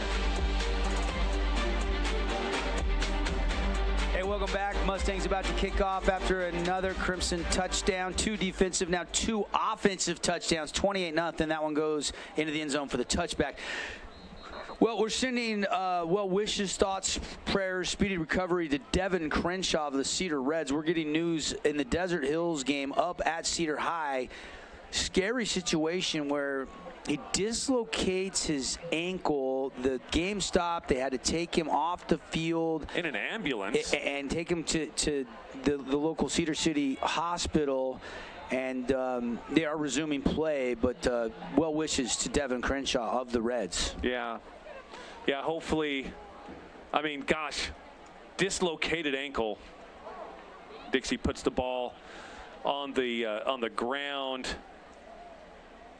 Lucido Bennett just didn't, again, watch that ball all the way in, started to run before. Everything's looking good right here. Just, you got to catch that. You got to help out your quarterback. Try to get some confidence and some momentum. I know it's 28-0, and maybe subconsciously you kind of check out of the game at this point. And now going to go outside. And a little bit of a crease there for Lucido Bennett, and he's going to get it out across the 25 to the 26. A very similar play call as to the last time. They went right back to Bennett. This time he brought it in and had a nice little gain to make it a manageable third down here. 3rd down and 4 now for the Flyers. Well, you can deal with this down and distance, no question. Taking a little more time here are the Flyers, down 28-0. You don't want to hurry and give the ball back to Crimson. You want to get this first down. So whatever your best play is to get 5-6 yards, you go with it here. They're going to keep it on the ground. It's going to be a run play, maybe trying to surprise the Mustang defense, and I think he might have dove and got the 30. Looking at the far sideline judge, he definitely has that first down, and yes, they just gave the go-ahead as a Flyer first down. Silas Russell going to take that carry, and he's fighting through a tackle there and able to lunge right to the line. I wonder if with that running call, if Coach Monkers was going to go for it, even if they didn't make it right there. Because that's a gutsy call to do a running play against this Mustang defense. Truman, quick pass. Oh, almost intercepted. Junior Coughlin slipped on the break on the route, and almost another Brayson Phillips Oski. That would have been very unfortunate for the Flyers. Just slips down, just off his left hand fingertips. It would have been an unbelievable catch. Oh, my goodness. Been able to bring it in. But now it's 2nd down and 10. Flyers at their own 30. Trying to find some points here in the second quarter. They will get Rand Sawyer back in the second half, which will give them a spark. But is it going to be 28-7, 35-7, 35-0, 28-0? Well, we'll stay tuned to find out. That's Jump right. pass in Oh, traffic, nice. complete. Lucido Bennett there, and a great play by Truman. Great play by Truman to escape the pass rush and throw on the run, on the money to Bennett. That was pretty by Truman. That was beautiful. Jay Sweeten able to run him out of bounds, but not before a Red Rock Real Estate first down. You got land, luxury homes, all for sale. Check out their listings, redrockrealestate.com. 2-by-2 formation. Now everybody looks to the sideline. Is that Mike Sharp hand signaling in the plays for Coach Munkers, or is that Coach Munkers himself? And now they'll run it up the middle to Silas Russell. Bounce to the outside. And he's going to be tackled by Jay Sweeten, but an 8-yard pickup for Silas Russell. Boy, you thought he was stopped at the line of scrimmage, but he just kept churning his feet, waiting for something to open, and it did. You'll watch it right here. Boom, you thought he was done right there, and he just sneaks through. A little CMC action right there, Devin. Yep. It's Coach Munkers and Corbin Sharp actually standing next to him, hand signaling in the plays. Fun to see alumni. I've been doing this long enough to, I called their games in high school, called Corbin, Mike Sharp's great Flyers back in the day. Mike, of course, had a great career up at SUU for 4 years, playing quarterback, receiver, punt returner, helping out, coming back to their alma mater, and fresh set of downs for the Flyers. And again, a promising drive in the works here for Dixie. Some positive things are happening. Mustangs, though, got the shutout on the scoreboard, leading by 28-0. That's the count right now. They'll go jet sweep, handoff, stutter step. Junior Coughlin tries to start running north and south and cannot. Drilled down after no gain on the play. Boy, these Mustang tacklers, they put the helmet right on the ball. Just trying anything to get that, to shake that ball loose, knock it loose. I was really nervous that that was going to pop out. 2nd down and 10 for Dixie. Working right to left on your radio dial here on the Fan Sports Network. If you're listening on radio, you want to watch this game, it's on our website, thefansportsnetwork.com or KSLsports.com. Picking up the game tonight as well. The official runs in and blows his play dead. Probably a good thing because Truman was not ready for that snap. And it looks like the Flyers going into reverse here. The line is backing up. Going to be a false start on Dixie High. There was a lot of flags thrown in the Dixie Snow Canyon game last week. Ton of mistakes. Not as many flags so far in the first half tonight. 5:30 left on the first half clock. Yeah, it hasn't been too bad as far as that. There's been a couple of pre-snap penalties and a couple of holds, but it hasn't been too bad tonight. And a quick screen pass complete to Silas Russell. Russell's going to get a chunk gain down the sideline, diving. And where did he step out of bounds? They're going to say the 39, which will be just shy of a Flyer first down. Yeah, it looks like a 3rd and a long one coming up here. About 1.5 to go here. Great call by the Flyer offensive staff. Luckily, they didn't call for linemen downfield because it looked like there was 2 of them way downfield before that ball was caught. Boy, Russell is a quick back. He gets the ball and just shoots with it. Yeah, only about 5'8". Yeah. But speedy. Runs hard. And a nice keeper. Truman goes off the left side. Everybody thought Russell had the ball going off right tackle. And that's what I'd like to see with this Flyer offense against an aggressive Mustang defense. A lot of misdirection. I think that's going to be very key as we move forward here. Well, Truman, he missed some reads on passes, but he did not miss that read on the RPO. He made the correct decision right there. And that's another Red Rock Real Estate first down. On the march, Flyers down to the Crimson 27-yard line, 1st and 10. Under 5 minutes left here in quarter number 2. Crimson on top, 28-0. 3-man front, that signature 3-4 defense. They're going to blitz 2 extra, and it's almost intercepted by Phillips. And that ball, that was a forward pass. It was close, but it was a forward pass. Brayson Phillips just couldn't react fast enough. Take a look on the replay, folks. Boy, I'll tell you what. It was really close to getting his hands up there in time. Yeah, it really was. He has been all over the place tonight. Certainly a nominee for our AWP Playmaker Play of the game. He already has a nominee. He already has a couple of them. I don't think you expect anything less. These seniors, senior night, trying to go undefeated in region, trying to maybe surpass Skyview for the #1 seed in the RPI rankings. We'll have to wait till the weekend to see the 4A state bracket reveal from the Utah High School Activities Association. I believe that's going to be Saturday morning usually. I think it usually is a Saturday, yes. Just make sure you're following us, the Fan Sports Network, on all social media platforms. And when we get word, we will definitely pass the information on, whether your team is traveling, who they're hosting, what time they're hosting. We'll have it all for you. We'll put it out on our social media on Saturday. Instagram, the Facebook. 10 a.m. on the 14th. There you go. Is when it's going to be revealed according to the UHSAA website. Devin, you didn't even catch the Facebook. The Facebooker. The Facebook. X, Twitter, whatever you want to call it. I still call it Twitter. Most people do still. Nobody has. The X has not caught on. It's almost harder than calling the Washington the Redskins or Cleveland the Guardians. Exactly. It's almost harder to call it X versus Twitter. I agree. The Twitter X-verse. I mean, what do you say? You X'd something out? I mean, you tweeted something out. You didn't X it out. Elon Musk is messing with our minds. 4th down and 2. Flyers go. Silas Russell running, and he's going to be right at the line to gain. And I'll tell you what, it's close. It really just depends on where they put this ball down at, Devin. I think Crimson saying stuffed. Yeah. They're running off the field. Officials are still talking about it. Now they're looking. Now the White Hat's coming to take a look. And now he's going to go for a measurement. Yep. You know, that far side judge, he stepped past the ball, the line to get, and then at the last second he stepped back. Good hit there by Nyson coming from the outside there, number 99, and then also Rowan Williams. I mean, he's about the 12 and a half, and Chains are out. Is he going to need the credit card?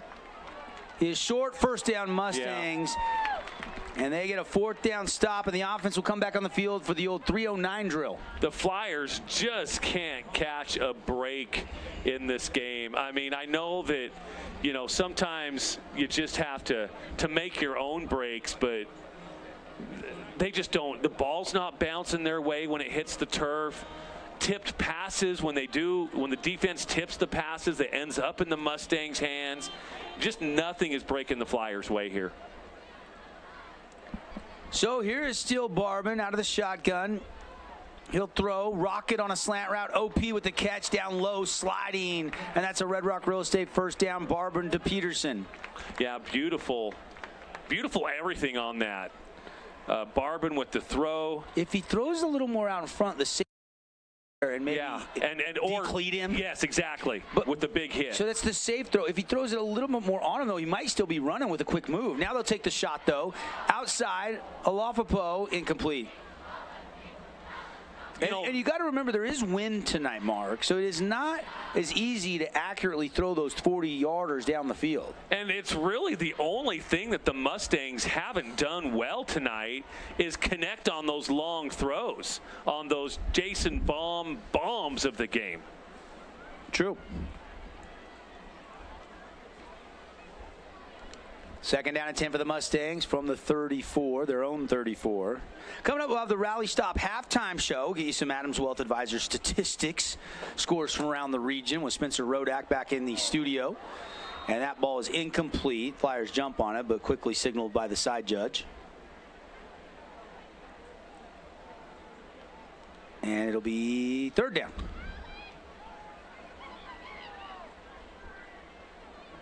See what Andy Stokes wants to draw up here. He'll go twins to the near sideline.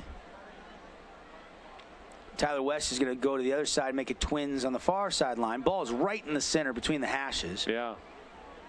So no short side of the field.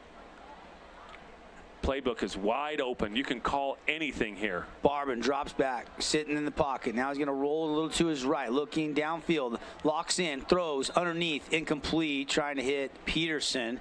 And 4th down. It's the first mistake I've seen Barban do all night long. He could have stayed, if you watch here, he could have stayed in that pocket. He still had plenty of time. He could have just stepped up in that pocket and not taken away half of the field by scrambling out. That's the first mistake I think I've seen, if not tonight, maybe even all season. And it's not really a mistake. It's just he would have been easier to stay planted.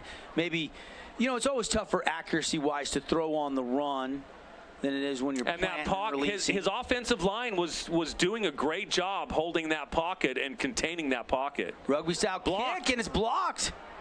I believe number 42 for the Flyers got in there. That is Asa Lapati. And Lapati got a mid on it, I believe, unless he just had to dodge a block and kicked it sideways. Let's take a look. I think he got his paw on it right here. Lapati's coming right there. I couldn't tell. Did it change and alter course? One more look. Great shot from our crew tonight. I think he got it. I don't think he hit it well either, though. That rugby-style kick where he's trying to roll right. They're moving the protection. Right. And Lapati comes right behind the protection, and I think he either blocked it or he altered enough to where he just mishit it. Yeah. So the Flyers down 28-0, go jet sweep. Fly sweep, rather.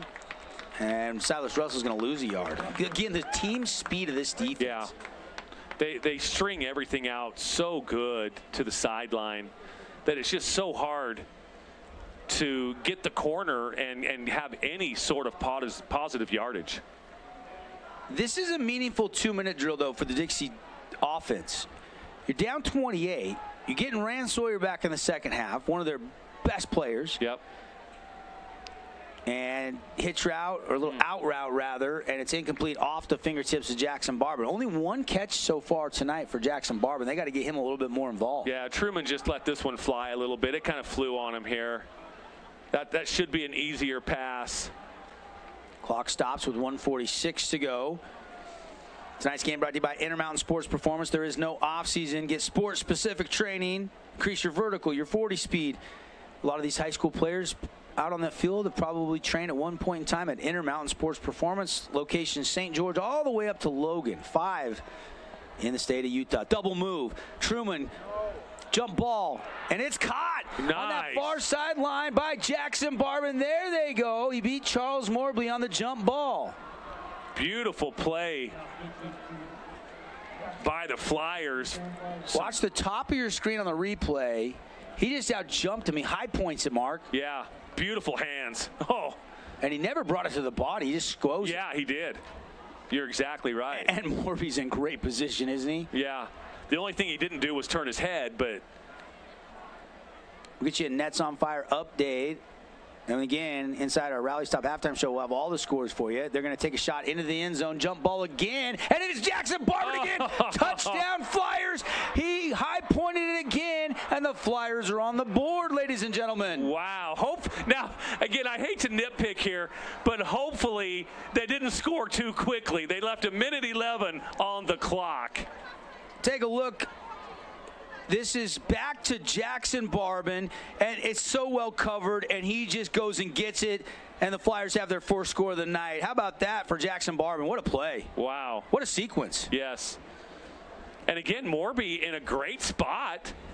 The defense was not bad. It was actually really good. Just a better play by Barban. Finley Subaru extra point. Snap is down. Bibiano Vargas blocked. It's blocked. So it is 28-6. 1:11 to go in the first half here from Crimson Cliffs on the Wilkinson's House of Lighting scoreboard. We'll be right back.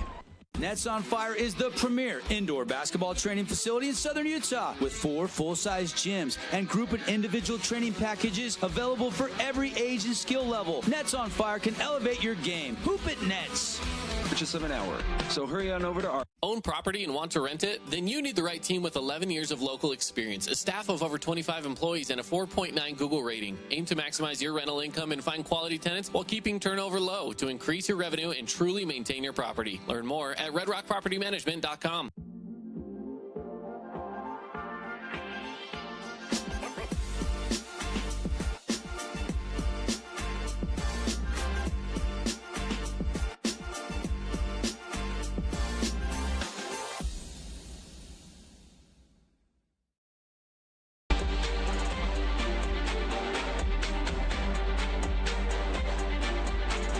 Devin Dixon, Mark Musgrave here in our Boulevard Home Game of the Week. Buy smart, buy at the Boulevard for over 48 years, making your house more like home.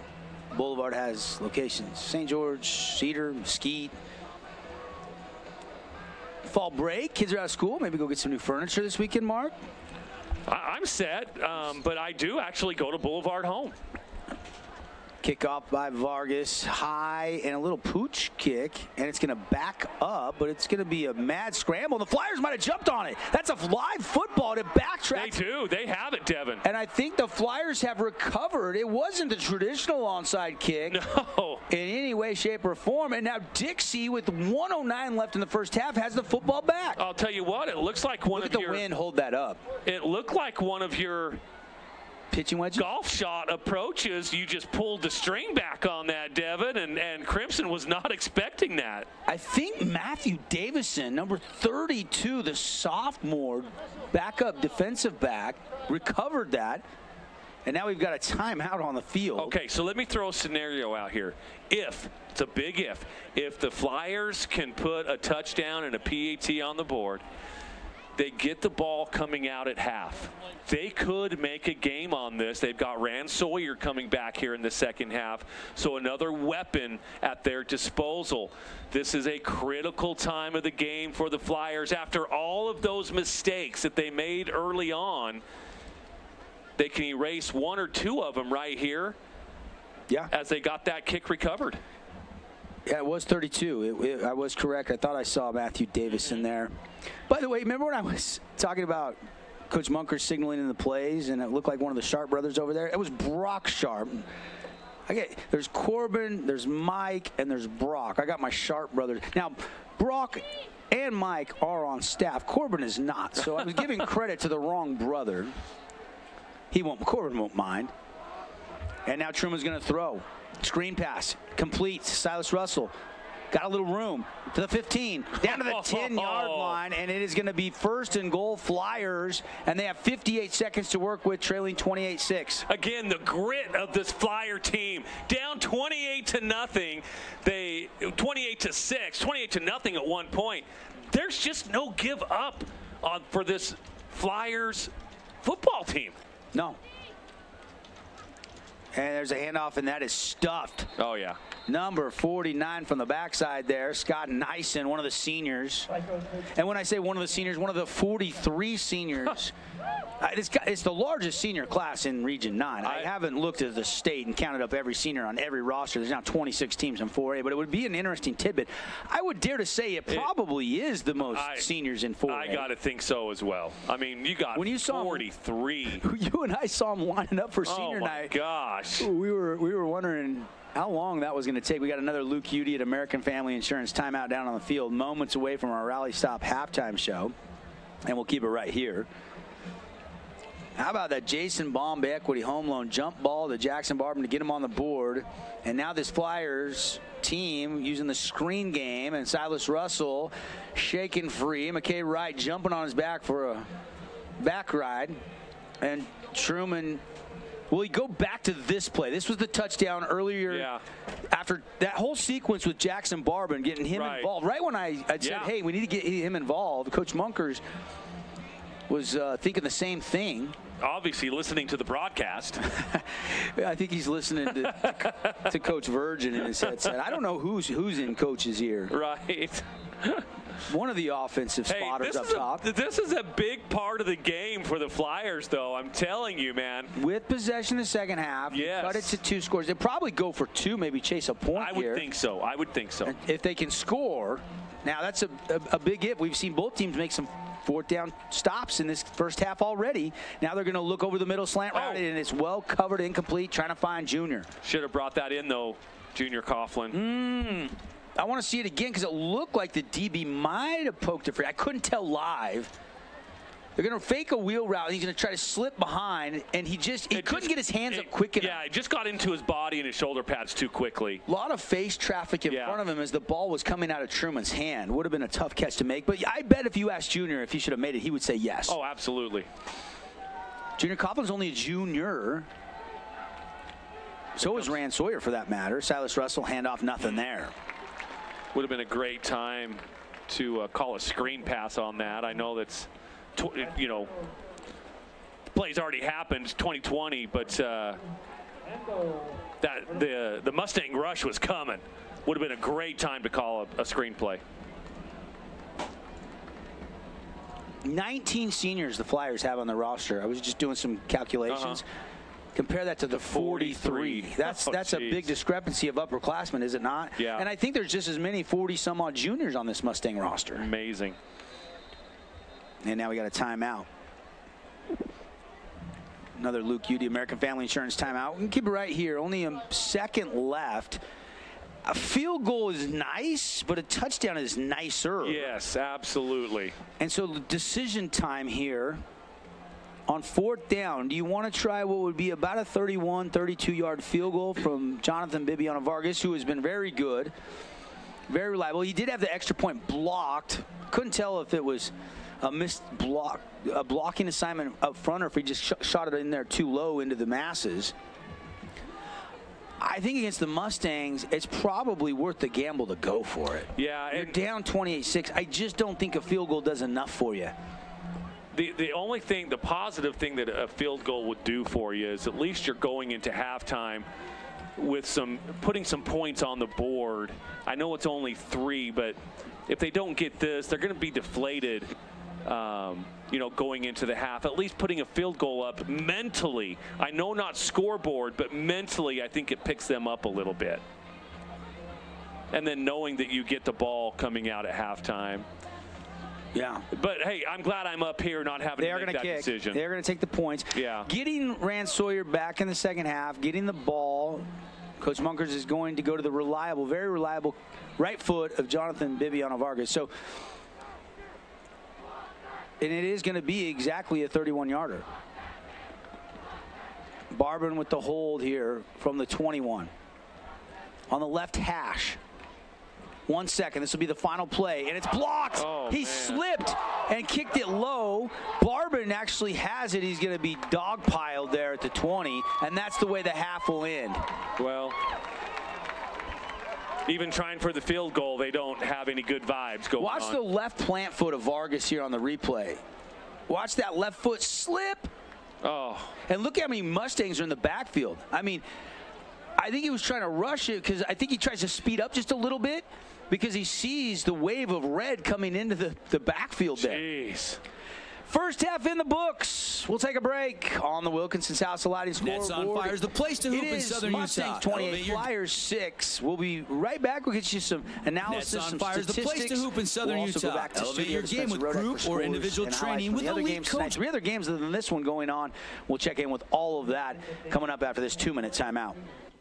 Relatives coming to visit, not enough room, or maybe you're looking to host a family reunion and need a house with a pool. Well, Red Rock Vacation Rentals has got you covered. From 2-bedroom condos to 10-bedroom luxury homes, they truly have something for everyone. Plan your perfect getaway or staycation. Visit St. George, Utah, vacationrentals.com. Own property and want to rent it? Then you need the right. The Fan Sports Network is your home for local sports. Catch the drive with Devin Dixon from 7 to 9. And from the bleachers with Caden Formaster and Mark Musgrave from 4 to 6. Plus, Utah Tech and high school sports live on the radio and streaming on the fansportsnetwork.com. I've got 15 seconds to list all the reasons that you should call Jason Baum at Bay Equity Home Loans. First-time home buyer specialist, down payment assistant loans, investment loans other guys haven't even heard of, reverse mortgages, and so many more to name before I run out of time. We give you the green light. 4 seasons auto sales. Hook you up with some wheels. Drive on out of here. We give you the green light. Buy here, pay here. You can apply online. Now it's time to ride. Red Ledges Dermatology and Med Spa, specializing in general and cosmetic dermatology, treating acne, rashes, warts, and more. They even do cancer screenings and offer a free chemical pill with your first appointment. So if you need dermatology, think Red Ledges Dermatology, located just off Snow Canyon Parkway, St. George. Hey, it's Sheldon Demke. Check out the latest episode of What's on the Menu, a behind-the-scenes tour of local restaurants. We'll see some of their favorite dishes and get an inside look on how these dishes are prepared. Check out this week's episode at stgeorgenews.com and click the shows on the menu tab. Sullivan Homes is a fan favorite for homeowners in southern Utah. Their Just Right features come standard, and you always get quality construction and the Just Right home and commercial building experience. Visit sullivan-homes.com to make your dream home a reality. Adams Wealth Advisory is a financial planning firm that is combined with an investment firm to provide the best possible outcomes for our clients. I always believe if you're intentional with your financial plan, things are going to work out really well for you. Visit AdamsWealthAdvisors.com or call 752-1702 to schedule a time with an advisor Here's the today. Fans Sports Network team. Well, halftime here. Crimson Drill Team performing at the half in 28-6. Rally stop, bringing you our show here at the break. Devin Dixon, Mark Musgrave, and Mark, just empty the noggin. Tell me your first half analysis here. A wild one. A lot of big plays, stands, turnovers, a lot of action, but big lead for the Mustangs. Dixie defense came out on that first possession. They stopped the Mustangs, thought things were going well for the Flyers, and then all of a sudden the pick six. And then that just was a dominoes effect of bad things happening to the Flyers. I've liked what the Flyer defense has been doing against this Mustang offense, but there's just been too much to ask for them when they're getting the ball, on the short porches or the short fields, however you want to describe it. Just too much to ask of that Flyer defense to every single time, it seems like. And then when the Mustangs have put the ball on the ground, the ball just seems to bounce right back up to them. So it almost seems like the football gods are against the Dixie Flyers tonight. Yeah, no question about it. I mean, interesting decision there at the end there to go for the field goal. Coach Munker's thinking, hey, I got a really good kicker. I don't question the call, but the execution where they already had a PAT blocked. Yeah. In hindsight, you would love to go back and throw a jump ball into the end zone to Jackson Barbin again, or maybe a Junior Coughlin, and there's that block kick. And this Mustang team is just so physical. They're so aggressive on every play. They never take a play off. Still, Barbin goes 11 for 24, 153 yards in the first half. Wyatt Truman 11 for 23, 125 yards. But the big difference, the interceptions that Truman threw. The first two drives, he threw 2 picks, and then they had the fumble, then they had the botched punt. 4 total first half turnovers for the Flyers. They just can't do that. We talked about that at the pregame against a good team like Crimson. They'll take advantage. And they do. They take advantage of, seems like, every single one of them. There was one time that the Dixie defense did stop them, but they're going to take advantage of it way more times than not. Both teams kind of throwing the ball around the yard in the first half. 11 for 38 for Crimson on the ground. Did have the one touchdown run by Garcia Casey. 20 carries, 35 yards for the Flyers. That is only 1.8 per rush, but that does take into effect the sack yardage. We had 2 Scooter Coffee sacks in that first half. You look at total plays, 43 for the Flyers, 36. So, no huddle. Both teams going quick. A lot of snaps in that first half. 3.7 yards per play, 5.3 per play. So you got to give a little credit to this Dixie defense. No, I do. I thought they came out playing really well, but the Flyer offense has just put them in some horrible situations with the short field. You look at the third down conversions, 5 out of 8 for Crimson, 5 out of 8 for Dixie, but fourth down conversions, how about this? 3 out of 4 for the Mustangs, 0 for 2 for the Flyers. Yeah. Other individual statistics, stats brought to you by Adams Wealth Advisors. Tyler West, 1 catch, 36 yards. Boston Adamson, 3 for 33. Owen Peterson, 2 for 33. McCord Christiansen, 1 for 24. Alofopo had 1 for a touchdown. It was an 11-yarder. And Caden Garcia Casey, 1 catch for 7 yards. You look at Dixie. Barbin had 2 for 37. And the score, 2 catches for Bennett,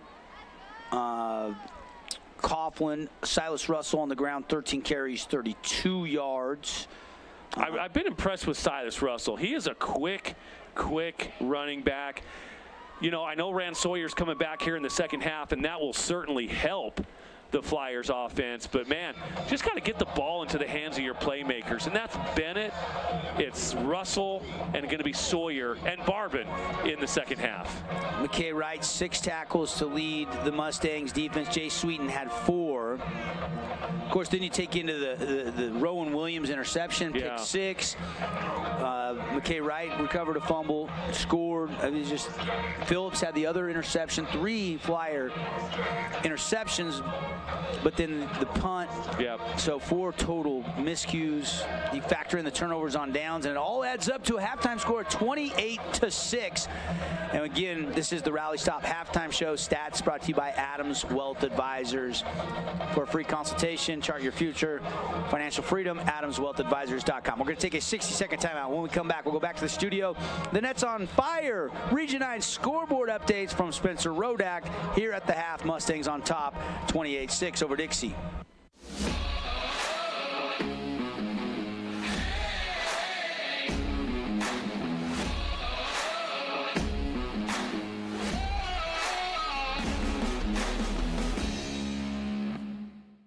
Check out this week's edition of TGIF on stgeorgenews.com. TGIF is your weekend adventure guide to all the fun and exciting things going on in Southern Utah this weekend. Find this week's edition at stgeorgenews.com and click the shows on the menu tab. Have a blast this weekend.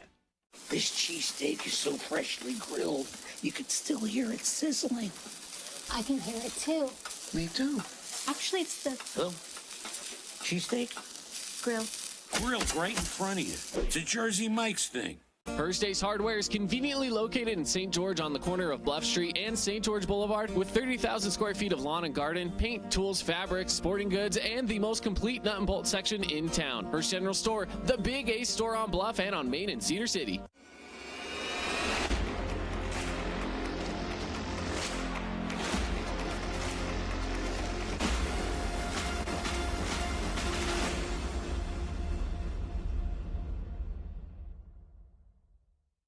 We are Utah's financial outfitter, and we're here when it's time for your business to climb higher.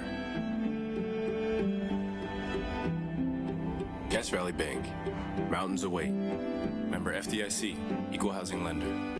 Region 10 Sports is brought to you by Nets on Fire, the premier training and event facility in Southern Utah. High-level individual and group training catered to your athlete, plus the best camps, clinics, tournaments, and showcases in the West. Visit netsonfire.org. As a local business owner, it's important to get the word out about your business. More people equals more revenue for you. Get your business in front of over 160,000 people in Southern Utah each week with St. George News. Contact St. George News today. We love giving back to our community, and over the years, we have provided vehicles for families in need, supported local charities, and helped train our first responders. Dealer Collision, your place for collision repair. Everyone loves local sports and, of course, loves ice cream. And the best ice cream on the planet is Handel's Homemade Ice Cream. Open late every day of the week with dozens of delicious flavors. So after your favorite team wins, head over to Handel's to celebrate with locations in St. George, Layton, and Woods Cross. Red Rock Real Estate has over 200 professional realtors in the St. George area that specialize in the local market. Whether you're buying your dream home, looking for an investment property, or want to sell your home for the highest amount, the Red Rock Real Estate team is here to assist you. Get started now by visiting redrockrealestate.com. Did you know that St. George News has a new app? Download the St. George News app today and stay up to date on everything happening in Southern Utah. Get instant notifications on news, weather, sports, and more. Download the app today and get your local news now. Scooter's Coffee and Hurricane is the best way to start your day or get you through your day. From breakfast sandwiches to cinnamon rolls to amazing smoothies and, of course, coffee. Anytime is a good time to sip and smile. Scooter's Coffee, open 7 days a week. Nets on Fire is the premier indoor basketball training facility in Southern Utah with 4 full-size gyms and group and individual training packages available for every age and skill level. Nets on Fire can elevate your game. Hoop it, Nets! Own property and want to rent it? Then you need the right team with 11 years of local experience, a staff of over 25 employees, and a 4.9 Google rating. Aim to maximize your rental income and find quality tenants while keeping turnover low to increase your revenue and truly maintain your property. Learn more at redrockpropertymanagement.com.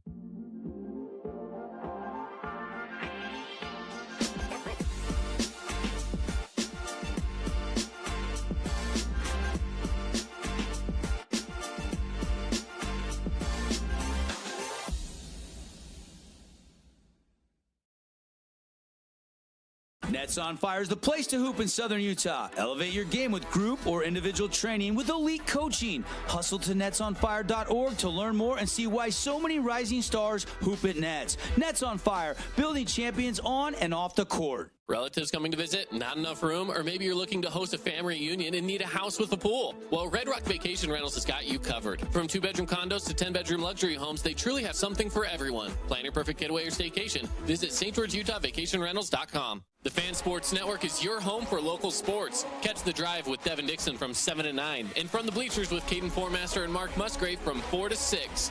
Plus, Utah Tech and high school sports live on the radio and streaming on the fansportsnetwork.com. I've got 15 seconds to list all the reasons that you should call Jason Baum at Bay Equity Home Loans. First-time home buyer specialist, down payment assistant loans, investment loans other guys haven't even heard of, reverse mortgages, and so many more to name before I run out of time. We give you the green light. 4 seasons auto sales. Hook you up with some wheels. Drive on out of here. We give you the green light. Buy here, pay here. You can apply online. Now it's time to ride. Red Ledge's Dermatology and Med Spa, specializing in general and cosmetic dermatology, treating acne, rashes, warts, and more. They even do cancer screenings and offer a free chemical pill with your first appointment. So if you need dermatology, think Red Ledge's Dermatology, located just off Snow Canyon Parkway, St. George. Hey, it's Sheldon Demke. Check out the latest episode of What's on the Menu, a behind-the-scenes tour of local restaurants. We'll see some of their favorite dishes and get an inside look on how these dishes are prepared. Check out this week's episode at stgeorgenews.com and click the shows on the menu tab. Sullivan Homes is a fan favorite for homeowners in Southern Utah. Their Just Right features come standard, and you always get quality construction and the Just Right home and commercial building experience. Visit sullivan-homes.com to make your dream home a reality. Adams Wealth Advisory is a financial planning firm that is combined with an investment firm to provide the best possible outcomes for our clients. I always believe if you're intentional with your financial plan, things are going to work out really well for you. Visit AdamsWealthAdvisors.com or call 752-1702 to schedule a time with an advisor today.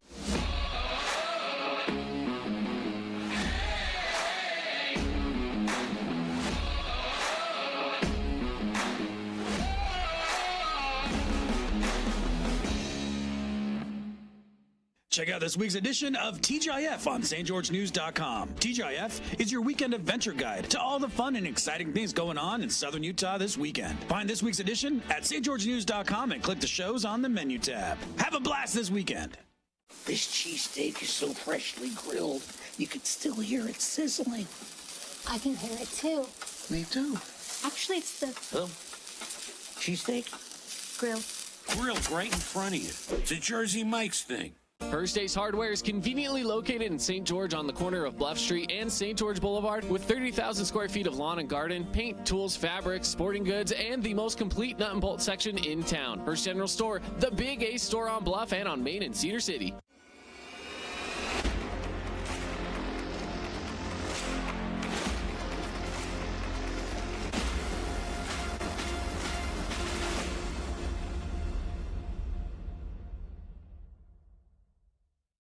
We are Utah's financial outfitter, and we're here when it's time for your business to climb higher. Cache Valley Bank, mountains await. Member FDIC, equal housing lender. Region 10 Sports is brought to you by Nets on Fire, the premier training and event facility in Southern Utah. High-level individual and group training catered to your athlete, plus the best camps, clinics, tournaments, and showcases in the West. Visit netsonfire.org.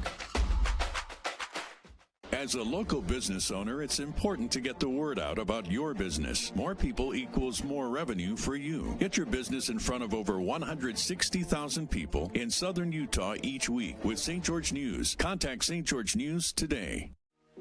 We love giving back to our community, and over the years, we have provided vehicles for families in need, supported local charities, and helped train our first responders. Dealer Collision, your place for collision repair. week on the Fan Sports Network. This has been the halftime show presented by Rally Stop. Devin Dixon, Mark Musgrave back here in our Boulevard home game of the week. And we'll be watching closely in the second half to see if we can get some more Dealer Collision big hits. Dealer Collision, proud sponsor of Region 9. From minor collisions to major accidents, you need your car fixed, your SUV repaired. Dealer Collision will repair your vehicle using the latest and greatest technology, as good as you had it before you got in that accident. Mark, let's talk second half adjustments. Teams are late getting out on the field, senior night, and they're going to add a couple minutes. So we still have about 2 minutes, a little under 2 minutes before the second half starts. Let's talk adjustments. You're a fly on the wall. You're in Coach Munker's locker room. What are the adjustments for the Flyers? You do get a boost with Rand Sawyer coming back. Yeah, limit the turnovers. Take care of the ball. Ball security. That is what has cost the Flyers that first half. Defense is playing well against a high-powered offense. But, man, you give up 2 defensive scores, your offense does. You can't afford that against such a good team. So you take away the turnovers and you get an extra point and a field goal. This is a 14-10 halftime score. Absolutely. That's what I'm saying. Ball security has to be the main objective at halftime from Coach Monkers. All right, for Coach Wayne Alofopo, he's not going to let the foot off the gas. He knows Coach Munkers. He knows the Flyers have capable playmakers. He knows Rand Sawyer's coming back for the second half. Do you think they'll make some adjustments, though? You know what? I really don't think that they do. I think his message is defense, keep taking the ball, go for the ball, stay at home, do your job, be disciplined on your defensive assignments. That's what's been giving them these turnovers. Okay, Rally Stop halftime shows in the books. Flyers set to receive the second half kickoff. We'll put 12 minutes on the third quarter clock, and let's play some football to wrap up the regular season. Before we kick off, Mark, your thoughts on the all-region team, the MVP race. Is it clearly still Barbin's for the taking? You know, he's the leader of the best team in the region. His numbers are phenomenal. If he doesn't win it, I would be surprised. But then you've got guys like Titan Mason over at Desert Hills, who's just been a phenom on the ground as well. You got Talon Kelly over at Snow Canyon, who's put together a great year as well. Yeah. So there's definitely some nominees out there, but I do think it's still Barbin's. Yeah. Usually the MVP goes to the region champs, and his numbers over 2,030 touchdowns. Add what do you have, 1 in the first half? Yes. So, yeah, but the defense did their thing. They scored 1 on the ground, 1 in the air offensively. And second half is underway, and it's going to go into the end zone for the touchback. And we'll see Wyatt Truman, who started to kind of get a little something going those last couple of drives, throwing that jump ball to Jackson Barbin. Obviously ran out of clock, had to elect for the field goal there, but see if they can kind of carry some of that momentum they grabbed. Correct. Yeah, he did. He started to put together, found some chemistry with Barbin towards the end of the half. Bennett had a nice half. Silas Russell had a nice half. They just need to be able to continue drives and not give it up, 3 or 4 plays into their drive. Yeah, Russell had probably about 60 of the total offensive yards, 32 on the ground, and then probably another 30-some-odd receiving on those screen plays they got a couple times. They start off on the ground, too, Mr. Silas Russell, rocking number 23, and he picks up 2, second down and 8. Play-by-play in the second half brought to you by our friends at Handel's Homemade Ice Cream. Open late, 7 days a week. Stop by for the ice cream that's the best on the planet on Bluff Street, Handel's. And Homemade. It really is. Did you have their peach ice cream yet? No, I haven't. They have this seasonal peach I had this summer. It was so good. Oh, man. It really is the best. There's no question. Second down, they'll put a man in motion. And they'll throw one-on-one, and it is caught by Jackson Barbin, tackled from the backside, but not before he gets down inside the 35 of the Mustangs. There is a Jason Baum, Equity Home Loan bomb of the game out of the right hand of Wyatt Truman. Let's keep an eye on Barbin. He's a little slow getting up. He's limping getting off, but boy, Truman just put some great air under it. Barbin ran underneath it. Great play coming out of the half for the Flyers, but keep an eye on Barb, and he will be critical to get back in the game. And Braden Smith was in position, but a perfect pass from Truman. Just dropped right into the breadbasket. Yep. So Barbin with a big play.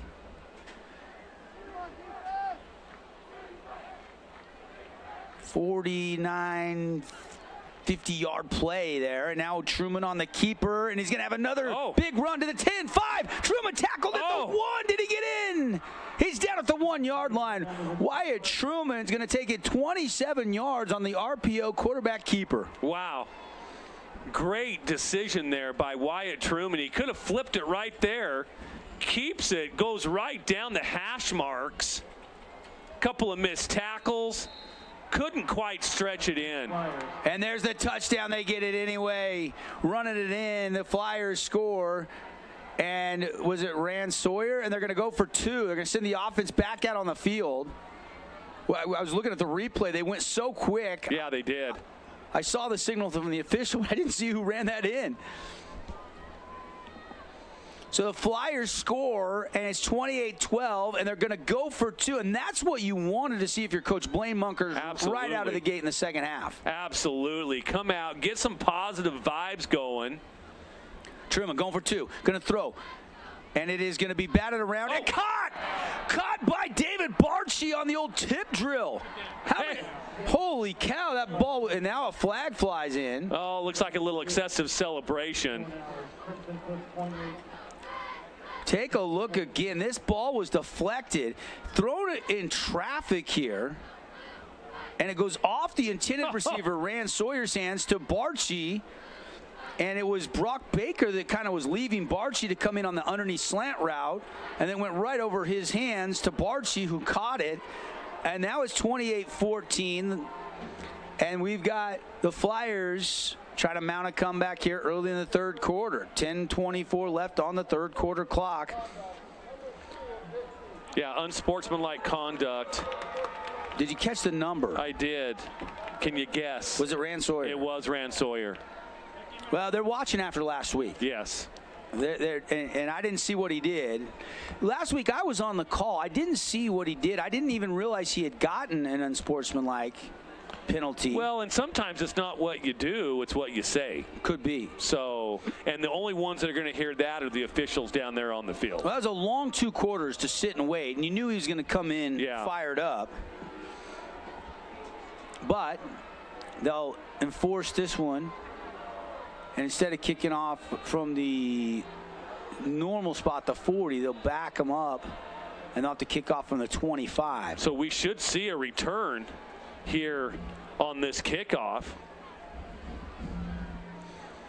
Crimson has not, of course, only had 2 kick returns available to them, but they're both touchbacks in the first half. But this one's going to be tough to get a touchback here.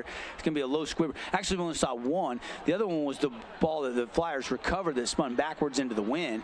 And Garcia Casey's going to have a nice return out to the 39-yard line. And that's where Still Barber and the Crimson offense will get their first touches here in the third quarter. Yeah, nice return there. And again, that comes back to the penalty. They're going to be at the 40 as opposed to the 20-yard line. So it really turned out, even though it was a 15-yard penalty, it really turns out to be a 20-yard penalty when you factor in that they took the ball out to the 40. Barbin ready to go to work here.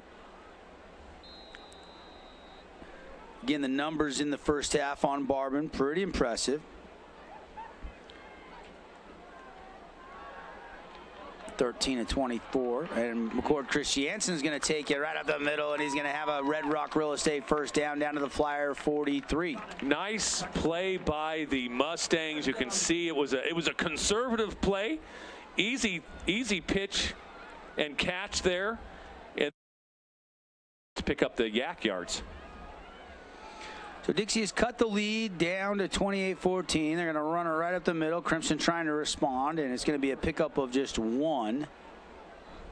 This would be a big stop for the Dixie, for the entire team, if they could get their offense back out there without the Mustangs scoring here and try to put another impressive offensive march and get within 1 score.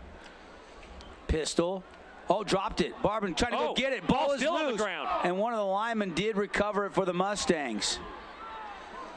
And dangerous play there as Barban took a shot. Devin, does it feel like to you that now the ball is kind of bouncing Dixie's way a little bit? You had the tipped pass that was caught by the Flyers. Now that ball's on the ground. Yes. Ooh. Oh, my goodness. That could have been. I mean, he got bent backwards. Yeah, he did. Still, Barban's going to stay in this game. But luckily his cleats didn't get stuck in the turf, and he was on his knees, and the cleats came up. And offsides on the Flyers. So that's going to get 5 back. Might have been a face mask call on that. Well, I don't think that he grabbed the opening. It looked like just open hand on the helmet. Yeah. Well, Barban's in a vulnerable position because he didn't double clutch and get the football. He should have probably just pounced on it. Yeah, and right. Because he left himself on his, then he is free game. To take a hit, you hate to see. Yeah, that's probably one of the harder hits Barban's taken all season long. This offensive line does a good job of keeping him clean. Outside, caught Boston Adamson. And B.A. is going to take it to the 30 of the Flyers, and that's a Red Rock Real Estate. First down. And that timing is so good. Yeah, it is. They definitely have done this a few times here. We watch here on the Holbrook Asphalt replay. Boom. It's just a deep hitch route. Yeah. That's all it is. Yep. And there's McCord Christiansen running hard, falling down inside the 25-yard line to the 23-yard line, knocking on the Cache Valley Bank red zone. Your financial outfitter, Mountains Await. Cache Valley Bank, proud sponsor of Region 9 football here on the network. No huddle. Line getting set. Pistol again. Trips to the far sideline. Barban puts a man in motion. It's Tyler West. They run it. Christiansen pushed out of bounds by Lapati. Short gain. Boy, the Potty's been around the ball all night tonight for that Dixie defense. And now, Dixie got a chance here again. 3rd and 2. 5 for 8 in the first half. The Mustangs were so good on 3rd down. And they're going to run it to Christiansen, and he's got the first down, and he wants more. Diving down to the 5-yard line. It's 1st and goal. That is a 15-yard run from Christiansen. Yeah, big hole opened up there. He kind of cuts it back right here, and then right up the middle. Great decision by the running back. That was Seth Morby making a shoestring tackle to save the touchdown. Now Barban from the 5. Handoff again. Christiansen bounces it out on the jump cut. Takes it down near the 1-yard line, just shy of the goal line. It'll be 2nd and goal. Penalty marker came flying in there, Devin. I've seen a couple holds tonight in the trenches. Right there. Yeah, he took him to the ground. They're going to get number 76, I believe, Connell Barton. And that'll be a 10-yard penalty from the spot. It's from the line of scrimmage, not from where the hold occurred. That's one of the rule changes that happened this year. So back him up to about the 13-yard line here. It'll be 2nd and goal all over again. Outside pass caught. And they'll get a couple back down to the 11. That's a throw from the left hash out near the boundary. To the far sideline, yeah. And Barban make it look easy, but a good close by the DB over there, Van Lin, to make a quick stop. And a good tackle, too. Yep. I mean, he really drove that shoulder pad into his waist, wrapped him up. There was no way he was getting loose. Barban out of the pistol. Trips to the near side. Going to go the single receiver side up in the air. Touchdown. Alafa Poe. And a flag comes in. And this touchdown, I think, will stand. I think they're going to get a little bit of illegal contact or pass interference. And the sophomore, Malachi Alafa Poe, with another score. What a sophomore season he is having for the Mustangs and his dad, who is the head coach of the Mustangs. The twin. Oh, Tara's going crazy. Mom's proud of this one. Looks like there was a little tug on the jersey. I don't know if I would have thrown the flag, but caught it anyway. Doesn't matter. Yeah, it didn't matter. Mustangs lead 34-14. Finley Subaru PAT coming here to try to make it 35-14. Touchdown pass for Barban, number 32 on the season. On shop for the point after. Left foot into it. It's up and it's good. We'll take the break on the Wilkinson scoreboard. Lead is back up to 35-14. Mustangs here on senior night in the regular season finale have the lead over the Dixie Flyers on the Fan Sports Network. Everyone loves local sports and, of course, loves ice cream. And the best ice cream on the planet is Handel's Homemade Ice Cream. Open late every day of the week with dozens of delicious flavors. So after your favorite team wins, head over to Handel's to celebrate with locations in St. George, Layton. Just like a good coach for your team, you need a good dentist for your kids. See why so many parents trust Dr. Cody at Johnson Pediatric Dentistry. Take advantage of the new patient special, x-rays, exam, and teeth cleaning, just $79. 2 Southern Utah locations. Call 435-656-0511. State Bank of Southern Utah appreciates the community again, voting us the best bank in the Best of Southern Utah contest. Come see why your friends and neighbors voted State Bank the best bank and the best mortgage lender in Southern. Red Rock Real Estate has over 200 professional realtors in the St. George area that specialize in the local market. Whether you're buying your dream home, looking for an investment property, or want to sell your home for the highest amount, the Red Rock Real Estate team is here to assist you. Get started now by visiting redrockrealestate.com. Hey, we're back. Devin Dixon, Mark Musgrave here on the Fan Sports Network. Our Boulevard home game of the week. Odd shot kicking off here with the lead now ballooning up to 21 again. Yeah. How big is that end of the first half stop by the Mustang defense? Because I'll tell you what, if the Flyers score at the end of the first half, this game is a lot different. Yeah. You know, attitude-wise for the Flyers. But I'll tell you what, even at 35-14, there's no give up on this team that's the Dixie Flyers. No, they play with a lot of heart. They really do. They're well coached. They know they're against a team that's unbeaten in region. Entering tonight, number 2 in the RPI. Screen to Russell, makes a shoestring catch. Going to try to get what he can. He's going to take a dealer collision, big hit. That's exactly what I was saying in my mind. It was a dealer collision. Who made that? Was that McKay Wright or was that Phillips? Goodness. I couldn't tell. Let's take a look at the replay. You get the offensive line out there, and as soon as he turns the shoulders.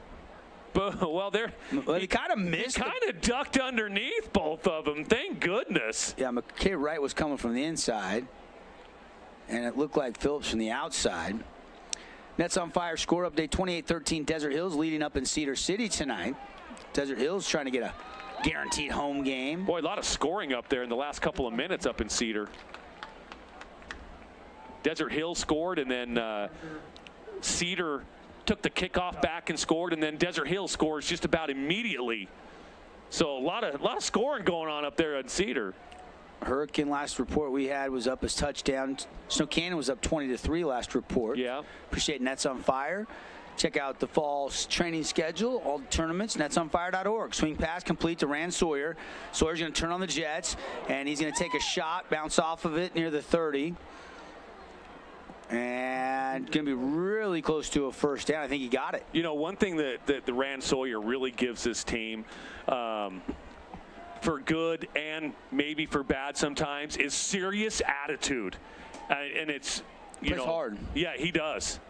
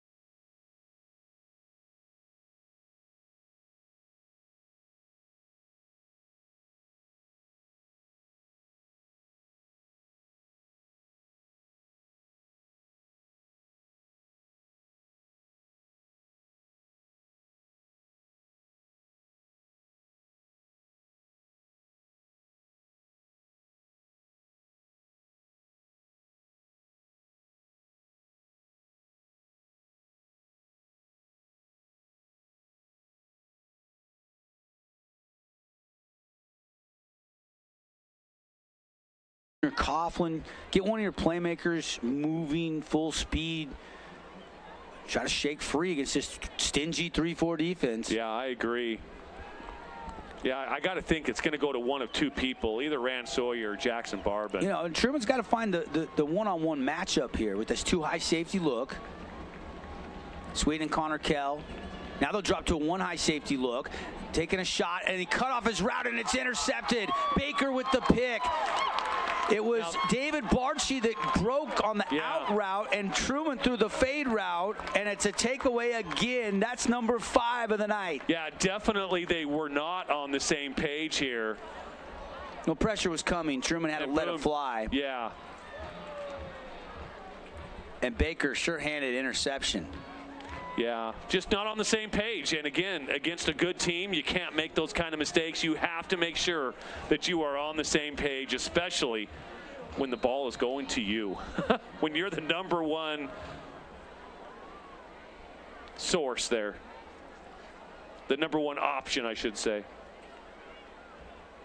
And now Barbin taking his shot. Got Adamson behind the defense into his hands in the 20, 15, 10. He's knocked out of bounds. Boston Adamson just reaching out, and a perfect throw from Mr. Still Barbin. Yeah, and that's what I love about Crimson Cliffs, and they just go for the jugular. After a mistake that the Flyers made, they want to just put the sword into your heart right away. They almost did right there on one play. By the way, Snow Canyon with the 20-3 lead. It was a 79-yard pick six from the state of Utah tackle leader Ryder Holt. Run down inside the 5 to the 2-yard line by the Mustangs. Take a look again on this beautiful pass. Barbin, good double move there. And just puts it right on the hands. Perfect throw. Interesting to see Still Barbin takes his talents to at the next level, won't it? Yeah, for sure. Topalian trying to pound this one in. Cannot. Stuff down near the 1. What's his height and stuff, Devin? Do you know his stats? Barbin's 6'2". So, okay. Probably 185. All right. I mean, we know he's got a live arm from his pitching prowess on the diamond. Yep. But I think first love is football for Still Barbin. Mm-hmm. You know, him and Tyler West are both great dual sport athletes. It'll be interesting to see if Still turns out for basketball. He did play hoops last year. It'll be interesting to see if he tries to specialize a little bit. Right. It's so hard to play 3 sports anymore. I got so much respect for the 3 sport stars. It's your senior year. Why not? Yeah. We'll be interested to see. Of course, Scott Murdoch, the new Crimson coach, Coach Fairborn, went to an admin role. So he's open. Maybe Still turns out. I haven't heard. I mean, in the middle of football, I'm not going to ask Still about his basketball plans right now, but we'll find out soon enough. I mean, basketball will be here before you know it. Right after Thanksgiving, we rev up high school hoops games here on the Fan Sports Network. No doubt about it. We'll be bringing you 3-4 games every single week. Into the end zone. Barbin, Adamson, touchdown Mustangs. This one from 6 yards out, and another pretty ball from Mr. Barbin. You know what? It was good defensive coverage by the Flyers, but just a better throw and better catch by Adamson.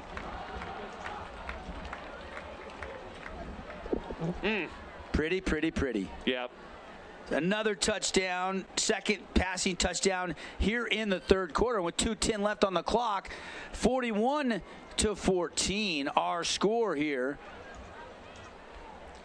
On shot trying to make it a 28-point lead here. We do have a unsportsmanlike on the Mustangs, I'm assuming for celebration. Hey, things are getting interesting over at Snow Canyon. A Nets on Fire update. Mohi Tonga with the TD reception. Snow Canyon their lead was cut to 20-10. Panthers onside kick, they get it. Wow. So Panthers trying to make things interesting over there at Snow Canyon. Everything matters because it's the final week of the regular season. The RPI will calculate up. And Saturday morning, 10 a.m., we'll find out the 4A state football bracket, what it looks like, who's going where, who's got buys, who's at home. We know the Mustangs are going to have a bye and then be at home in the second round. There's no secret there.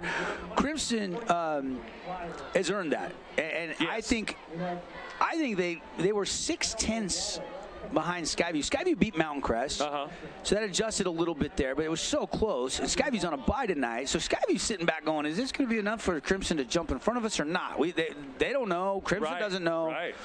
We'll find out Saturday. Snow Canyon winning right now, even though Pineview trying to mount a comeback with that onside kick as you gave us that Nets on Fire score update. If they win tonight, they were the 8th seed when the RPI came down. They're going to have a bye too, most likely, with the win tonight. Yeah, and we were talking with Cyrus Polu yesterday on our show, and he was saying that if they get a win tonight against Cedar, that they could possibly have a first-round bye as well, and then a home site. They're at 11. Yeah. They're at 11. Cedar's got some wins. That would help them. It would certainly help. But I don't know. They might need a little help to get that, though. Dixie came in tonight after losing to Snow Canyon at 14. Were they 13 or 14 in the RPI? Yeah, right around in there. But it's a home game next week for the Flyers. Right. If they don't drop more than 2 spots, because seeds 9 through 16 host next weekend. Right. After the fall break. Talked right through the timeout. We're obviously keeping it here. And appreciate Intermountain Sports Performance. Get your training packages. There is no off season. And that kickoff is mishandled by Lucido Bennett. He goes and gets it, and now he's got a wave of red, and he's going to get the 20 to the 25, the 26, and drilled down there. Yeah, again, it just comes down to ball security right now. Just a little bit too lax for me on the Flyer side of it. I know that wasn't, a fumble or, he didn't have possession and then lose possession, but, got to get that initial possession first and then take care of that ball. Flyer ball, though, 1st and 10. Looks like from about the 26-yard line, Devin. Yeah, the Flyers got to score in every possession, realistically, no question the rest about of the way to have any chance to win this game. Oh. And the ball is turned over. It popped out. Recovered by the Mustangs. Parker Andrus got his mitts on it. Yeah, again. 6th takeaway of the night. Just talking about ball security. On cue, the Flyers pop it up and recovered by the Mustangs. We'll watch it right here on the Whole Brick Asphalt replay.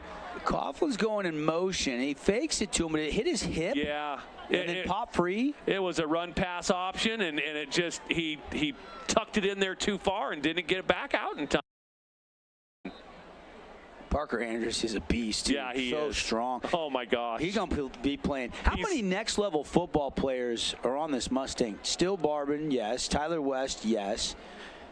Parker Andrus, Jay Sweeten. And then there's a handful more that if they want to play, they'll find somewhere to play. Taking a shot into the end zone. Alafapo off his fingertips, incomplete. Again, going right for the heart after a Flyer mistake. That's Andy Stokes. Man. And the rapport was still Barbin, the trust. And he put it right where only Alafapo could go get it. Alafapo breaks on that post route. That's a really good route. Oh. If that ball's just a foot or so left, that's to the left. Easy Yes, score. Exactly. Yep, that's what I was seeing right there as well, Devin. 2nd down and 10 for the Mustangs from the Flyer 24-yard line. Pressure comes. Barbin Houdini gets away, completes it, and it's going to be a 5-yard gain, but it could have been a Scooter's Coffee sack. It could have been a 5-yard loss, but instead Barbin turns it into a 5-yard gain. Yeah, great duck right there. Whoop, right there. Jurgens just didn't break down. He thought he had a clean shot.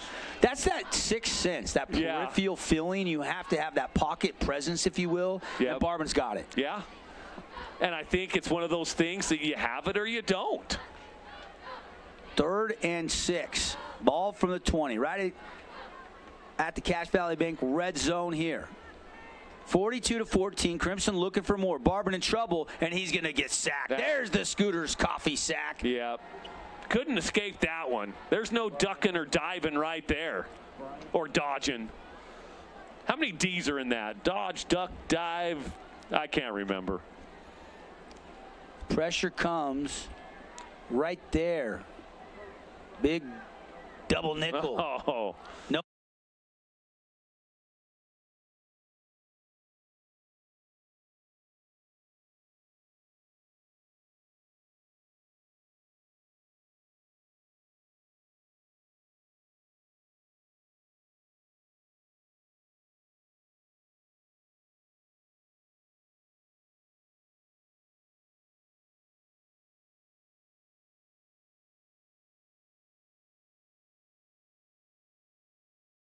Did you know that St. George News has a new app? Download the St. George News app today and stay up to date on everything happening in Southern Utah. Get instant notifications on news, weather, sports, and more. Download the app today and get your local news now. Scooter's Coffee and Hurricane is the best way to start your day or get you through your day. From breakfast sandwiches to cinnamon rolls to amazing smoothies and, of course, coffee. Anytime is a good time to sip and smile Scooter's Coffee. Open 7 days a week. Insurance review to make sure you are properly protected. Call Beauty & Associates. Live here at Crimson Cliffs High School on your home for high school football. It's our Boulevard home game of the week. JT Jeter touchdown. That's on fire update. Reds scored, but 2-point try, no good. Thunder lead 28-19 up there in the third quarter at Cedar City. Boy, how important, we always kind of, sometimes you make fun of kickers, are they real football players? But I'll tell you what, the kicking game up in Cedar could be maybe the difference of that game right now, with Cedar missing the PATs and the 2-point conversions, trying to catch up on points. Motonga scored 20-10. Pineview's cut into the Snow Canyon lead here, taking a shot into the end zone. Adamson just missed him, incomplete. Ooh, foot or so too far out in front. So on fourth down, they go for the home run again. And you know what? Being up 42-14, you have that luxury to be able to go for the home run. So Dixie's defense, that's their third fourth down stop of the game. And the turnover on downs, and they'll get it at the 23-yard line. And so the fumble does not hurt the Flyers, but they're running out of time here. Just 7 seconds left in the third quarter, down 42-14. Flyers are fighting, though. See what Truman can do here. Should be the final play of the quarter. They'll run it. Silas Russell, he'll get a couple. Out across the 25 to the 26-yard line. Pick up a 3. And we go to the fourth quarter when we come back. On the Wilkinson's House of Lighting scoreboard. Stick with us for the fourth quarter with the Mustangs leading 42-14 on the Fan. Nets on Fire is the premier indoor basketball training facility in Southern Utah with 4 full-size gyms and group and individual training packages available for every age and skill level. Nets on Fire can elevate your game. Hoop it, Nets.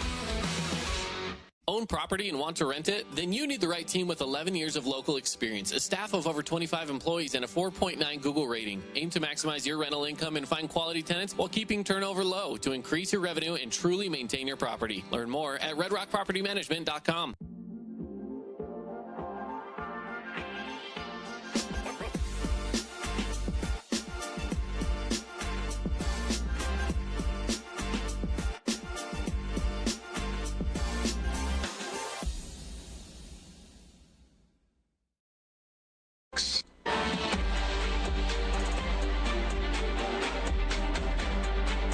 Welcome back, everybody. Still Barber now 18 for 33 in this game, 257 yards.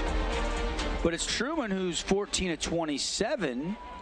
Looking for Rand Sawyer. Rand lost his balance, stop, starts, and he is drilled down there. Truman's numbers, 11 for 23, 125 on the night. That's your quarterback comparison as we're into the fourth quarter. Mustangs up by 28. Yeah, Jay Sweeten came up and made that tackle right there around the line of scrimmage. The Warriors got a second pick 6. So the Warriors defense making some plays tonight, kind of like Crimson's defense. So 27-10, they lead Pineview. That game also streaming on the fansportsnetwork.com. Jump ball, and it's intercepted. Mustangs with their 6th or 7th takeaway. I'm losing track. It's number 22, 23, Braden Smith with the Oski this time. Yeah. How many is that? I think it is 6. Woo. I mean, you can go 3 games and not get 6 turnovers. Yeah. This all happened in, 3 quarters and there's been, 2 45 seconds. There's 2 this half, the fumble and the interception. And now Mustangs have it near the red zone. Knocked out of bounds by Rand Sawyer, or maybe he stayed inbounds. Regardless, on the return, it's good field position here from inside the Flyer 30.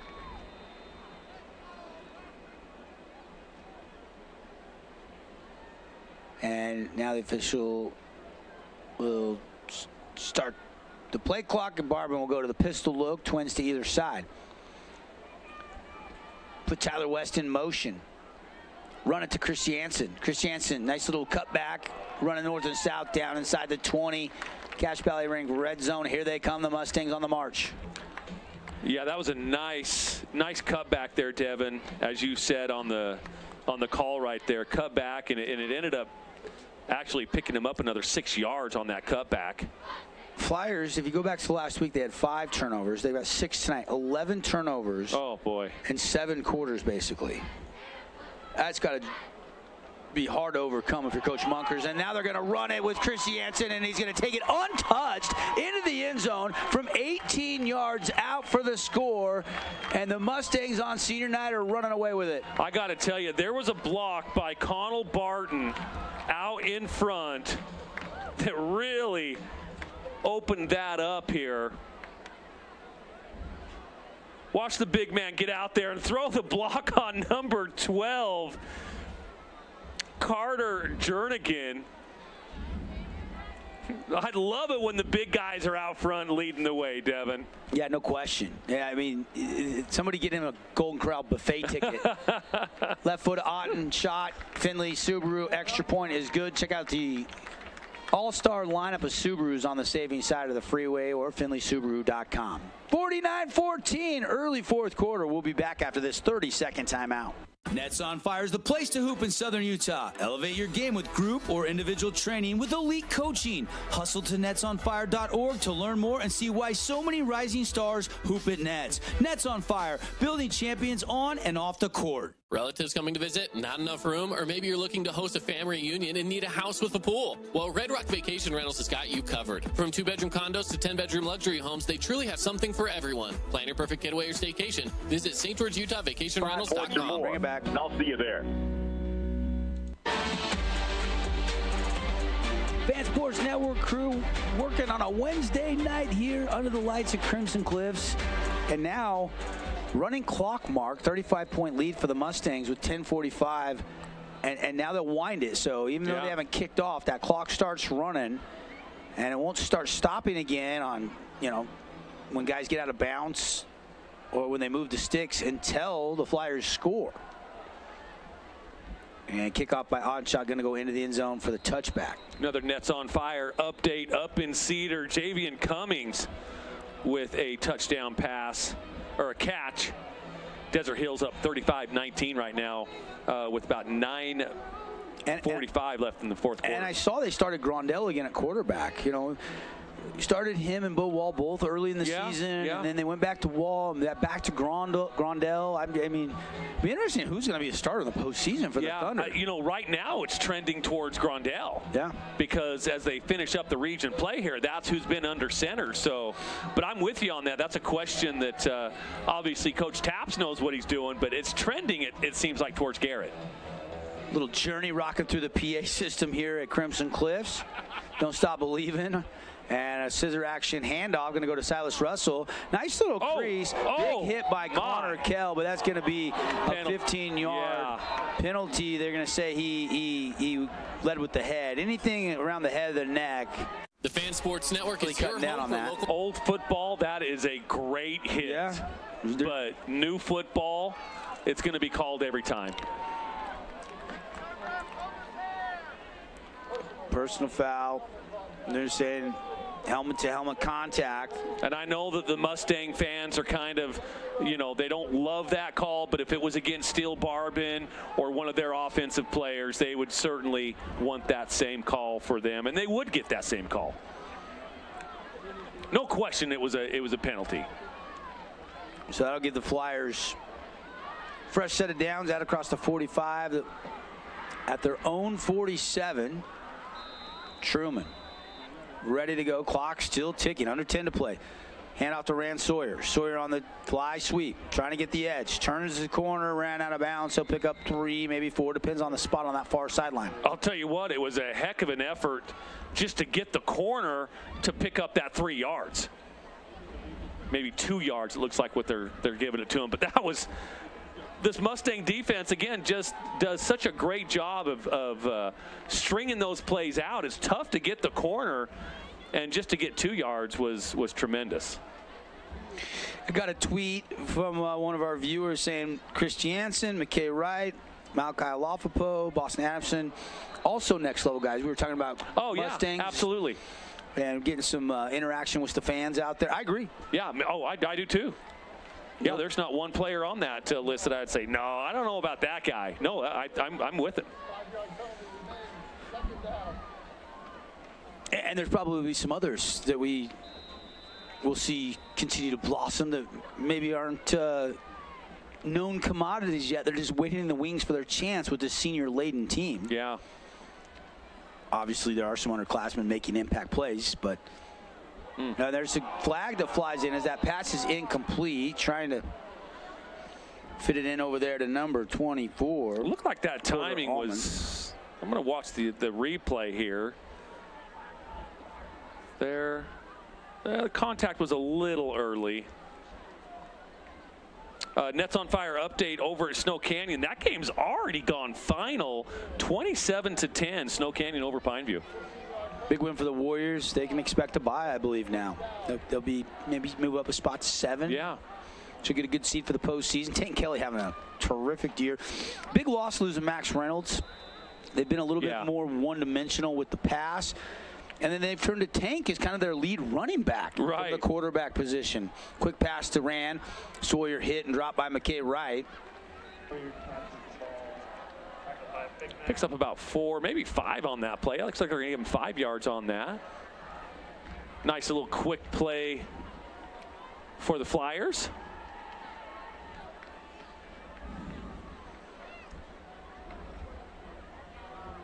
Again, we've got a running clock here at Crimson Cliffs, 49-14. Crimson up. Another interception thrown. Oh, my goodness. And guess who? McKay Wright. And McKay Wright is going to return it out to the 40. And this defense, takeaway number, not 1, not 2, not even 5, not even 6. That is number 7 if you're counting. I got to tell you, we talked about this. Let's watch this on the Holbrook Asphalt replay.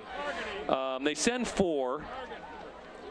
And it's just, I don't know what Wyatt Truman is seeing to throw that ball. And that could have been look, you can see they're pointing at Rand.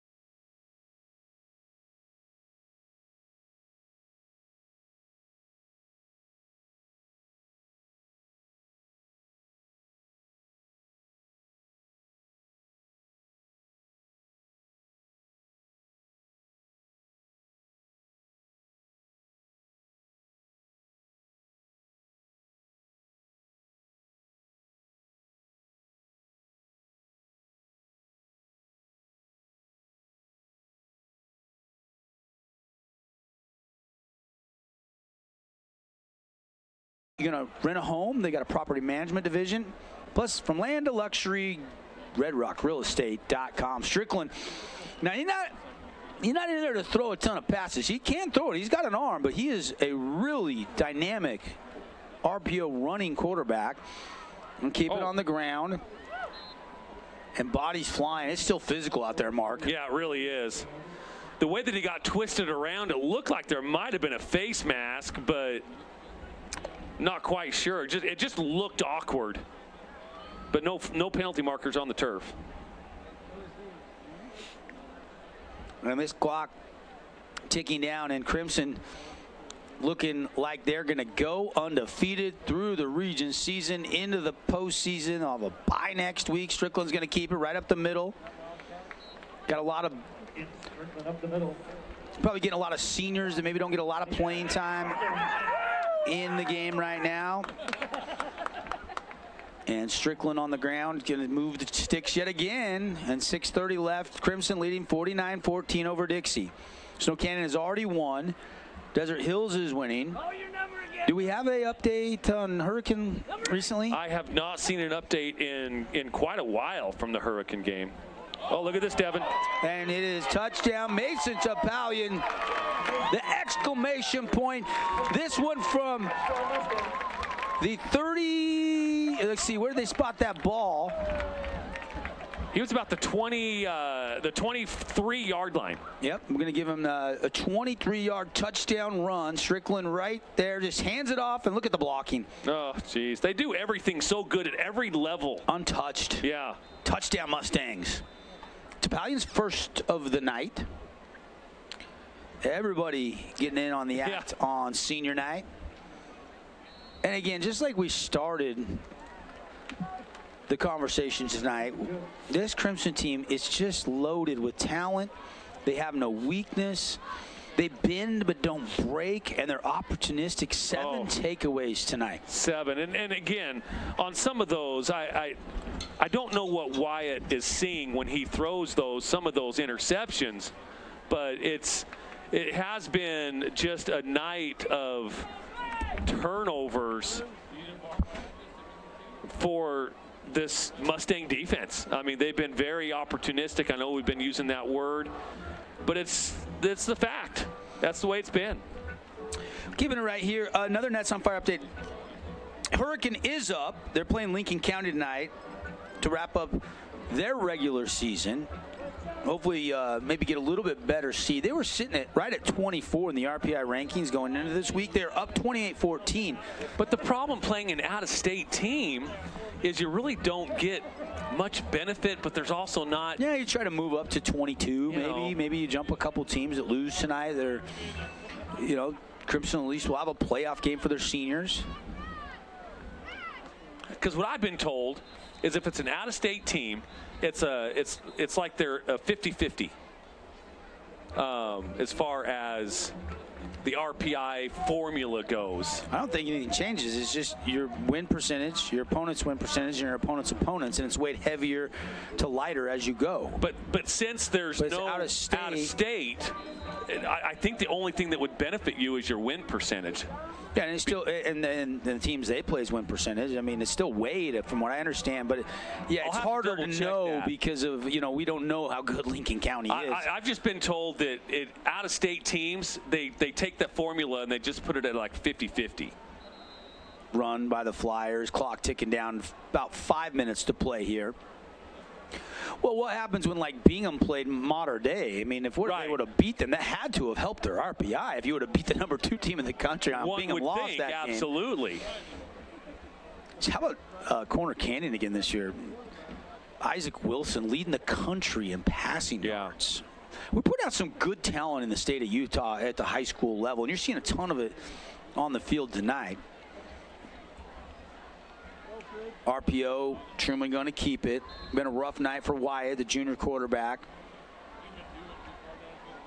He's going to go back and watch this film, though, Devin. And he's like, why did I throw that? Missed some reads. Why did I throw that one?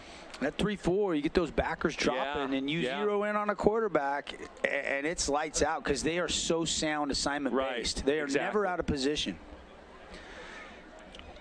And that's what I was hoping to see, a lot more misdirection tonight with Dixie. Even though they are very disciplined, they're also very aggressive. Yeah, I haven't seen a lot of the dig routes, the mesh routes. The only thing you can really do is just try to methodically just hit those 6-7 yard out routes like that, or the dig routes. You just got to be careful in that 3-4. They only rush 3 here, and Truman puts a good ball in the hands. When he's on, he's throwing some nice balls tonight. Yeah, for sure. And I talked to Coach Munkers, and looking back, he's like, we were splitting reps in the summer. We had 2 quarterbacks, and in hindsight, it would have been great to give Truman all the reps. Right. Because the other quarterback left the program when he lost the job. Yeah. And I don't know all the reasoning. I'm not saying that's an indictment in any way, shape, and form on anything. I'm just saying that's what happened. That's what happened, yeah. And you know, so Truman's still got a lot of upside. He's got a strong arm. Now 3:30 left. Is running the ball again. Dixie knows the writing's on the wall. They're going to lose this game. We're going to have to wait and see Saturday if they get a home game next week. Yeah. I still think they will. I don't think this loss is going to hurt them that much because Crimson's going to go to 9-1. Yep. Undefeated in region. And Dixie would have to drop 3 spots not to get a home game. So I would expect the Flyers still to host next Friday night.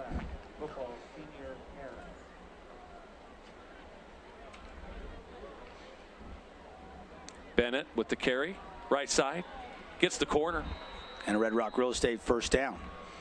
I was just looking down, thank you, Mark, because I was seeing if we had any other updates on that Desert Hills game. Here's the Holbrook Asphalt replay. You see Bennett gets the ball right there and just shot out of a rock. Right there, he just picks up the speed right there. Good block by Junior Coughlin. Yeah. Also 36 for the Flyers. That was Noah Laera. Here comes Junior. Around the end, running north and south. And got a 9-yard gain, and then the ball come out. It's Crimson pointing like the ball came out. Officials marking it down. Yeah. You know, I saw this last week. The only Junior played a great game, but he did get a fumble, and he was running left just like that play, and he had that ball in the right hand. He never shifts it to that left hand away from that would-be hit or that strip, which is a little tougher for the defender. Like to see him just shift that ball that left side or cradle with 2 hands. That one didn't hurt him, though. No fumble, and now a run up the middle for a first down for the Flyers, down inside the Crimson 37-yard line. Actually, they're going to mark it right at the 37.5, 38. 2:02 to go. This one's in ice.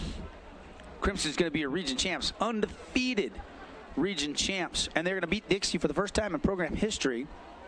And it's been an impressive run.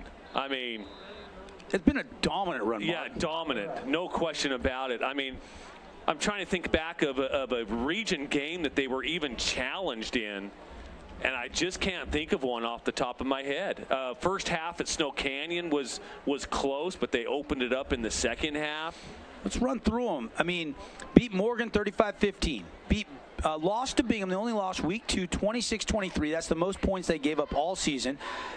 Beat Springville, 5A school, 28-7. Run Flyers, and they'll get the first down.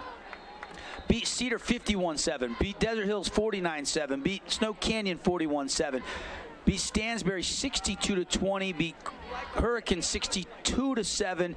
And last week 63-9 over Pineview. If that's not a dominant region slate, tonight it's 56-14. This is actually the most region points they have given up. And another run by the Flyers for a pickup of 2, maybe 3. I mean, everybody has been scoring 7 against them, except for Pineview. They got 9, and Dixie 14 tonight.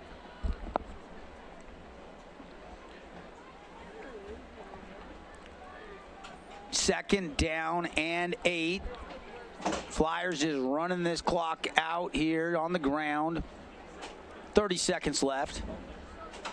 And you're going to see, I think you're going to see a little celebration. You're undefeated. You're region champs. Enjoy it. You're going to be the 1 or 2 seed, but I think there's a bigger end game. There is. There's no question about it, but enjoy the moment. Run, following blocking, and a good run. There's no question that they have a bigger goal in mind. But this goal was also in the making. Enjoy this one. Noah Loera, sophomore running back, moving the sticks again. And this might be the final play of the game here. Coach Munkers puts Lucido Bennett in motion, running to Loera. Loera is going to get a couple yards, and that'll do it. 5 seconds left. And the 2023 Region 9 football region champs, the Crimson Cliffs Mustangs, win it tonight 56-14 with 7 takeaways, 2 defensive touchdowns, and plenty of offense to back it up from Still Barber and company. Yeah, again, just another dominating performance. We're going to use that word with this Mustang team because it was, you just went through their season scores, and it is impressive. It's dominating, and they have a legit shot. They were close last year. They could taste it. This year, they really, you can tell they want to make their presence known. By the way, Crimson will do a senior walk here in just a second, which is pretty cool. I mean, all the seniors only will walk the field in a line. And Mark, as you and I know, being around football our whole lives, a lot of hard work, a lot of two-a-days, a lot of weight room sessions go into a winning program, a senior season. And this is a special group of seniors nonetheless, and it's a huge group of seniors. There's over 40 of them. We're going to see a senior walk. And they're forming a brotherhood. They're forming memories, and the journey's not over. They still got some work to do, but, you form that senior walk, and it's a moment you hopefully never forget, right? Right. So we'll try to capture that for you here as both teams are still exchanging high fives, handshakes. Of course, Coach Wayne, Coach Stokes spent a lot of time on the same sideline as Coach Munkers. And they come from that Coach Blaine Munkers coaching tree that's getting really big around Region. It really is. Man, it has really sprouted over the past, 7 years? Just really sprouted for sure. Yeah. And the seniors gonna form that and walk. We're gonna start getting into some awards. We'll fire up, clean it all up with the Johnson Pediatric Dentistry post-game show for you, and then stick around for our radio audience, especially after we hand out some awards and run our post-game show here from Crimson Cliffs. We're gonna get back to the studio with reactions, scores, stats from all of the region games tonight. Again, the final 56-14. Let's take a 60-second timeout. Johnson Pediatric Dentistry postgame show starts right after this. The Fan Sports Network is your home for local sports. Catch the drive with Devin Dixon from 7 to 9, and from the bleachers with Caden Formaster and Mark Musgrave from 4 to 6. Plus, Utah Tech and high school sports live on the radio and streaming on the FanSportsNetwork.com. I've got 15 seconds to list all the reasons that you should call Jason Baum at Bay Equity Home Loans. First-time home buyer specialist, down payment assistant loans, investment loans other guys haven't even heard of, reverse mortgages, and so many more to name before I run out of time. We give you the green light. 4 seasons auto sales. Hook you up with some wheels. Drive on out of here. We give you the green light. Buy here, pay here. You can apply online. Now it's time to ride. Red Ledge's Dermatology and Med Spa, specializing in general and cosmetic dermatology, treating acne, rashes, warts, and more. They even do cancer screenings and offer a free chemical pill with your first appointment. So if you need dermatology, think Red Ledge's Dermatology, located just off Snow Canyon Parkway, St. George. Hey, it's Sheldon Demke. Check out the latest episode of What's on the Menu, a behind-the-scenes tour of local restaurants. We'll see some of their favorite dishes and get an inside look on how these dishes are prepared. Check out this week's episode at stgeorgenews.com and click the shows on the menu tab. Devin Dixon, Mark Musgrave hanging out here. Been a privilege to bring you the Boulevard home game of the week tonight. Crimson wins it 56-14. And welcome to the Johnson Pediatric Dentistry post-game show. Dr. Cody and staff, 2 Southern Utah locations. They make your kids feel right at home with all your kids' dental needs. Always have that new patient special. Haven't raised the price in that in years. $79 new patient special for the exam, the cleaning, and the x-rays. Dr. Cody's staff make your kids feel right at home. You got TVs on the ceiling, so while you're getting your dental work done, they can watch their favorite movies or shows and see why so many parents choose Johnson Pediatric Dentistry. Call for appointments 656-0511. Okay, you can see the parents are joining, it looks like, the goal line. Or maybe the players will walk to their parents with a senior walk, but they just announced region champs, so you're seeing a celebration. That is not near the celebration you would see come November 19th or whatever, if they win a state championship. But you're seeing some excitement here for a region championship, undefeated, which has got to feel good. You don't have to share it with anyone this year. Right.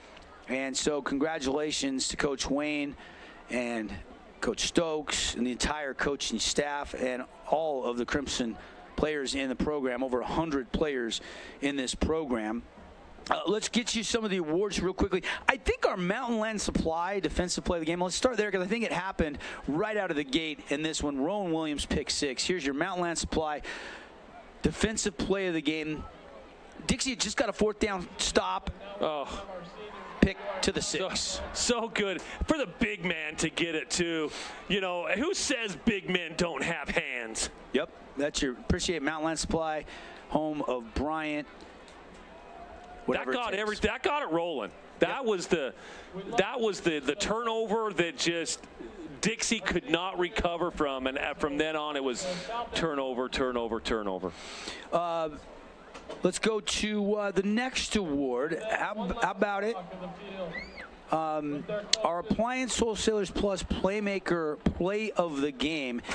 I don't know how you choose when you have 7 guys defensively get takeaways, but let's go with this one here. How about I thought Brayson Phillips played great tonight. That whole defense played great tonight. Tough to single somebody out, but let's go with the senior. And on senior night, Brayson Phillips, your Appliance Wholesalers Plus Playmaker Play of the Game. Because you know, and even though Dixie made things kind of interesting, Brayson Phillips had a couple, so that's why we picked him. 2 picks tonight. So Brayson Phillips, you are our AWP Playmaker Play of the Game award recipient. Go see how it's easy to buy, direct, and save from the playmakers in the appliance business. Shop local, folks. Keep that money local. Keep those jobs local. AWP. Okay, they're playing Boys of Fall, and the senior walk is starting. So the seniors are all linked arm in arm. You see a couple in street clothes, maybe some injuries. And a moment, hopefully they don't forget. You don't see this tradition everywhere. No, this is a cool little tradition that Crimson Cliffs has. I don't think I've really seen this anywhere. Yeah. Well, you know, Coach Wayne is big on culture. He's done an incredible job building the culture. Coach Tate started the coach for a couple years, and now Coach Wayne taking over, bringing back Coach Stokes as the OC.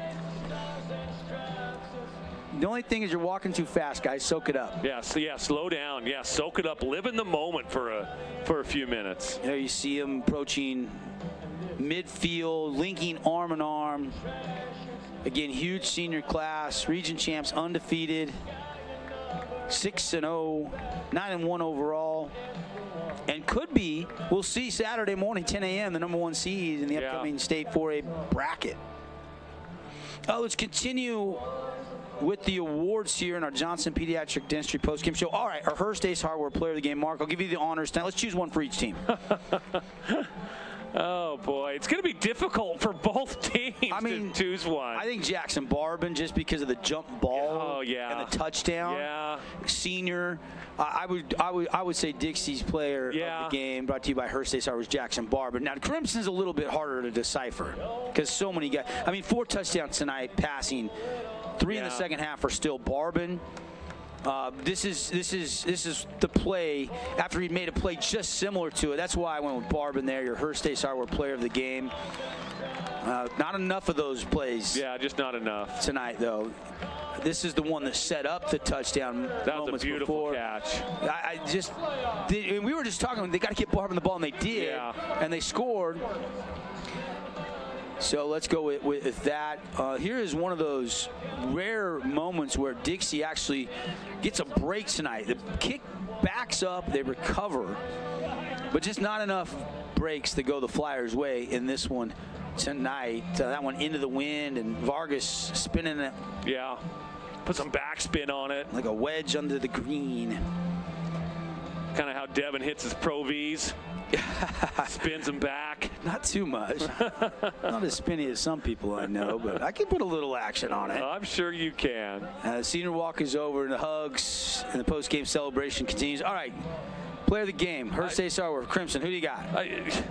I don't know how Brayson Phillips doesn't come to your mind. I know that we've... Boston Adamson over 100 yards and a touchdown. Yeah. Still Barbin through 4 touchdowns. The defense was so good. The offense was so good. Would it help if I gave you some statistics, Mark? All right, talk to me. I don't know. Talk to me.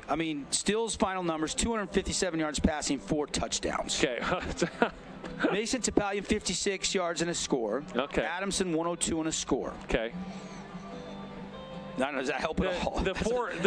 I hate to take the easy way out and say Steele Barbin, but senior 9, 4 touchdowns. I got no problem with it. 4 touchdowns, not 1, not 2, not 3, but 4.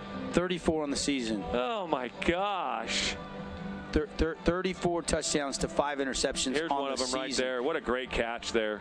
Alafapo grabbing that one. Even being pass interference, didn't matter. He brings it in. Touchdown, Mustangs. We could go the whole offensive line if you want, Mark. We could go the whole front 7 if you want. You could go Phillips. There's no wrong answer tonight. Just watch the takeaway from Parker Andrus jumping on the ball right there. You know what? 4 touchdowns is quite the feat. Let's go Steele Barbin. I like that. Yeah. I mean, he's your region MVP. There's no question in anybody's mind. Steele Barbin, your Hearst Ace Hardware player of the game. But look at this untouched touchdown run, McCord Christiansen. This kid looks like he's going to be a next-level runner, doesn't he? Yeah, he definitely so could. So smooth. Him and Topalian both could run somewhere. Yeah. Topalian, 10 carries, 56 yards, and a touchdown. Christiansen, 9 for 52, and a touchdown. I mean, that two-headed monster just worked so well. So well. Barbin even carried 4 for 14 tonight. And it's a final up in Cedar finally. 42-19, Desert Hills over Cedar. Yeah. So congratulations, Hearst State Hardware player of the game. We'll go Steele Barbin. Defensive player of the game, AWP, Brayson Phillips. Brayson Phillips. I mean, plenty of love to go around. One more award, our Jimmy John Super Sub of the game. You know, normally I'm looking at Randon playing the first half. You're looking for somebody to step up, but nobody really filled his shoes. Yeah. And, you know, Barchi got some more reps tonight. Right. Lucido Bennett probably got some more reps tonight, but just not. I don't know. But they're not subs. I know. But you know, late in this game, let's go Strickland. I mean, Strickland came in, ran the offense. He's been doing that all year long. Yeah. I think let's go with Strickland as our all right. He's been in that backup role, waiting in the wings. Yeah. Behind a senior. Let's go with Strickland tonight. Let's do it. Jersey Mike's a sub above. Get it Mike's way at a Utah. Jersey Mike's location. Darius Strickland, your sub of the game. He's been doing it all year, coming in third, fourth quarters and running the offense. Great RPO, dual threat quarterback. That's going to wrap things up from the broadcast booth for our Johnson Pediatric Dentistry post-game show. Roll a couple highlights when, Mark, you give us our final thoughts as the regular season comes to a close. Fun. Always fun. Always flies by too fast. Absolutely. You know, we talk about that all the time, just how fast the season goes, and it's every season. When basketball season gets close to the end, we say the same thing. I'm looking forward to Saturday. I want to know who the matchups are. I want to make sure that Cedar's not playing Logan. Remember in media day, head coach up there said, we're glad that they opened up and brought in more teams because he goes, I'm sick of playing Logan. I guess they've been matched up against Logan the last couple of years. So I'm excited for Saturday to look at the matchups, see who has the home sites, who they're going to be matched up against. So it's been a fun regular season. Again, it's been a dominating performance by Crimson Cliffs. You know, the other, you know, Desert Hills, Snow Canyon, Dixie, kind of all muddled in there. And then, you know, Hurricane and Cedar kind of bringing up the rear there. But, yeah, it's been a fun season, though. Yep. For Mark Musgrave, Devin Dixon. Stick around. We're going to take just a quick 60-second timeout. This has been the Johnson Pediatric Dentistry postgame show. 56-14 the final. Crimson undefeated 2023 region champs. Playoff brackets come out Saturday. After the break, we're going back to studio, and we'll bring you the wrap-up show with Spencer Rodak till top of the hour, 10 o'clock. Have a great Wednesday night. We'll see you tomorrow morning. We'll have more reaction on all the games as well on the drive from 7 to 9 a.m. Thanks for watching, and thanks for listening, everybody. Sullivan Homes is a fan favorite for homeowners in southern Utah. Their just right features come standard, and you always get quality construction and the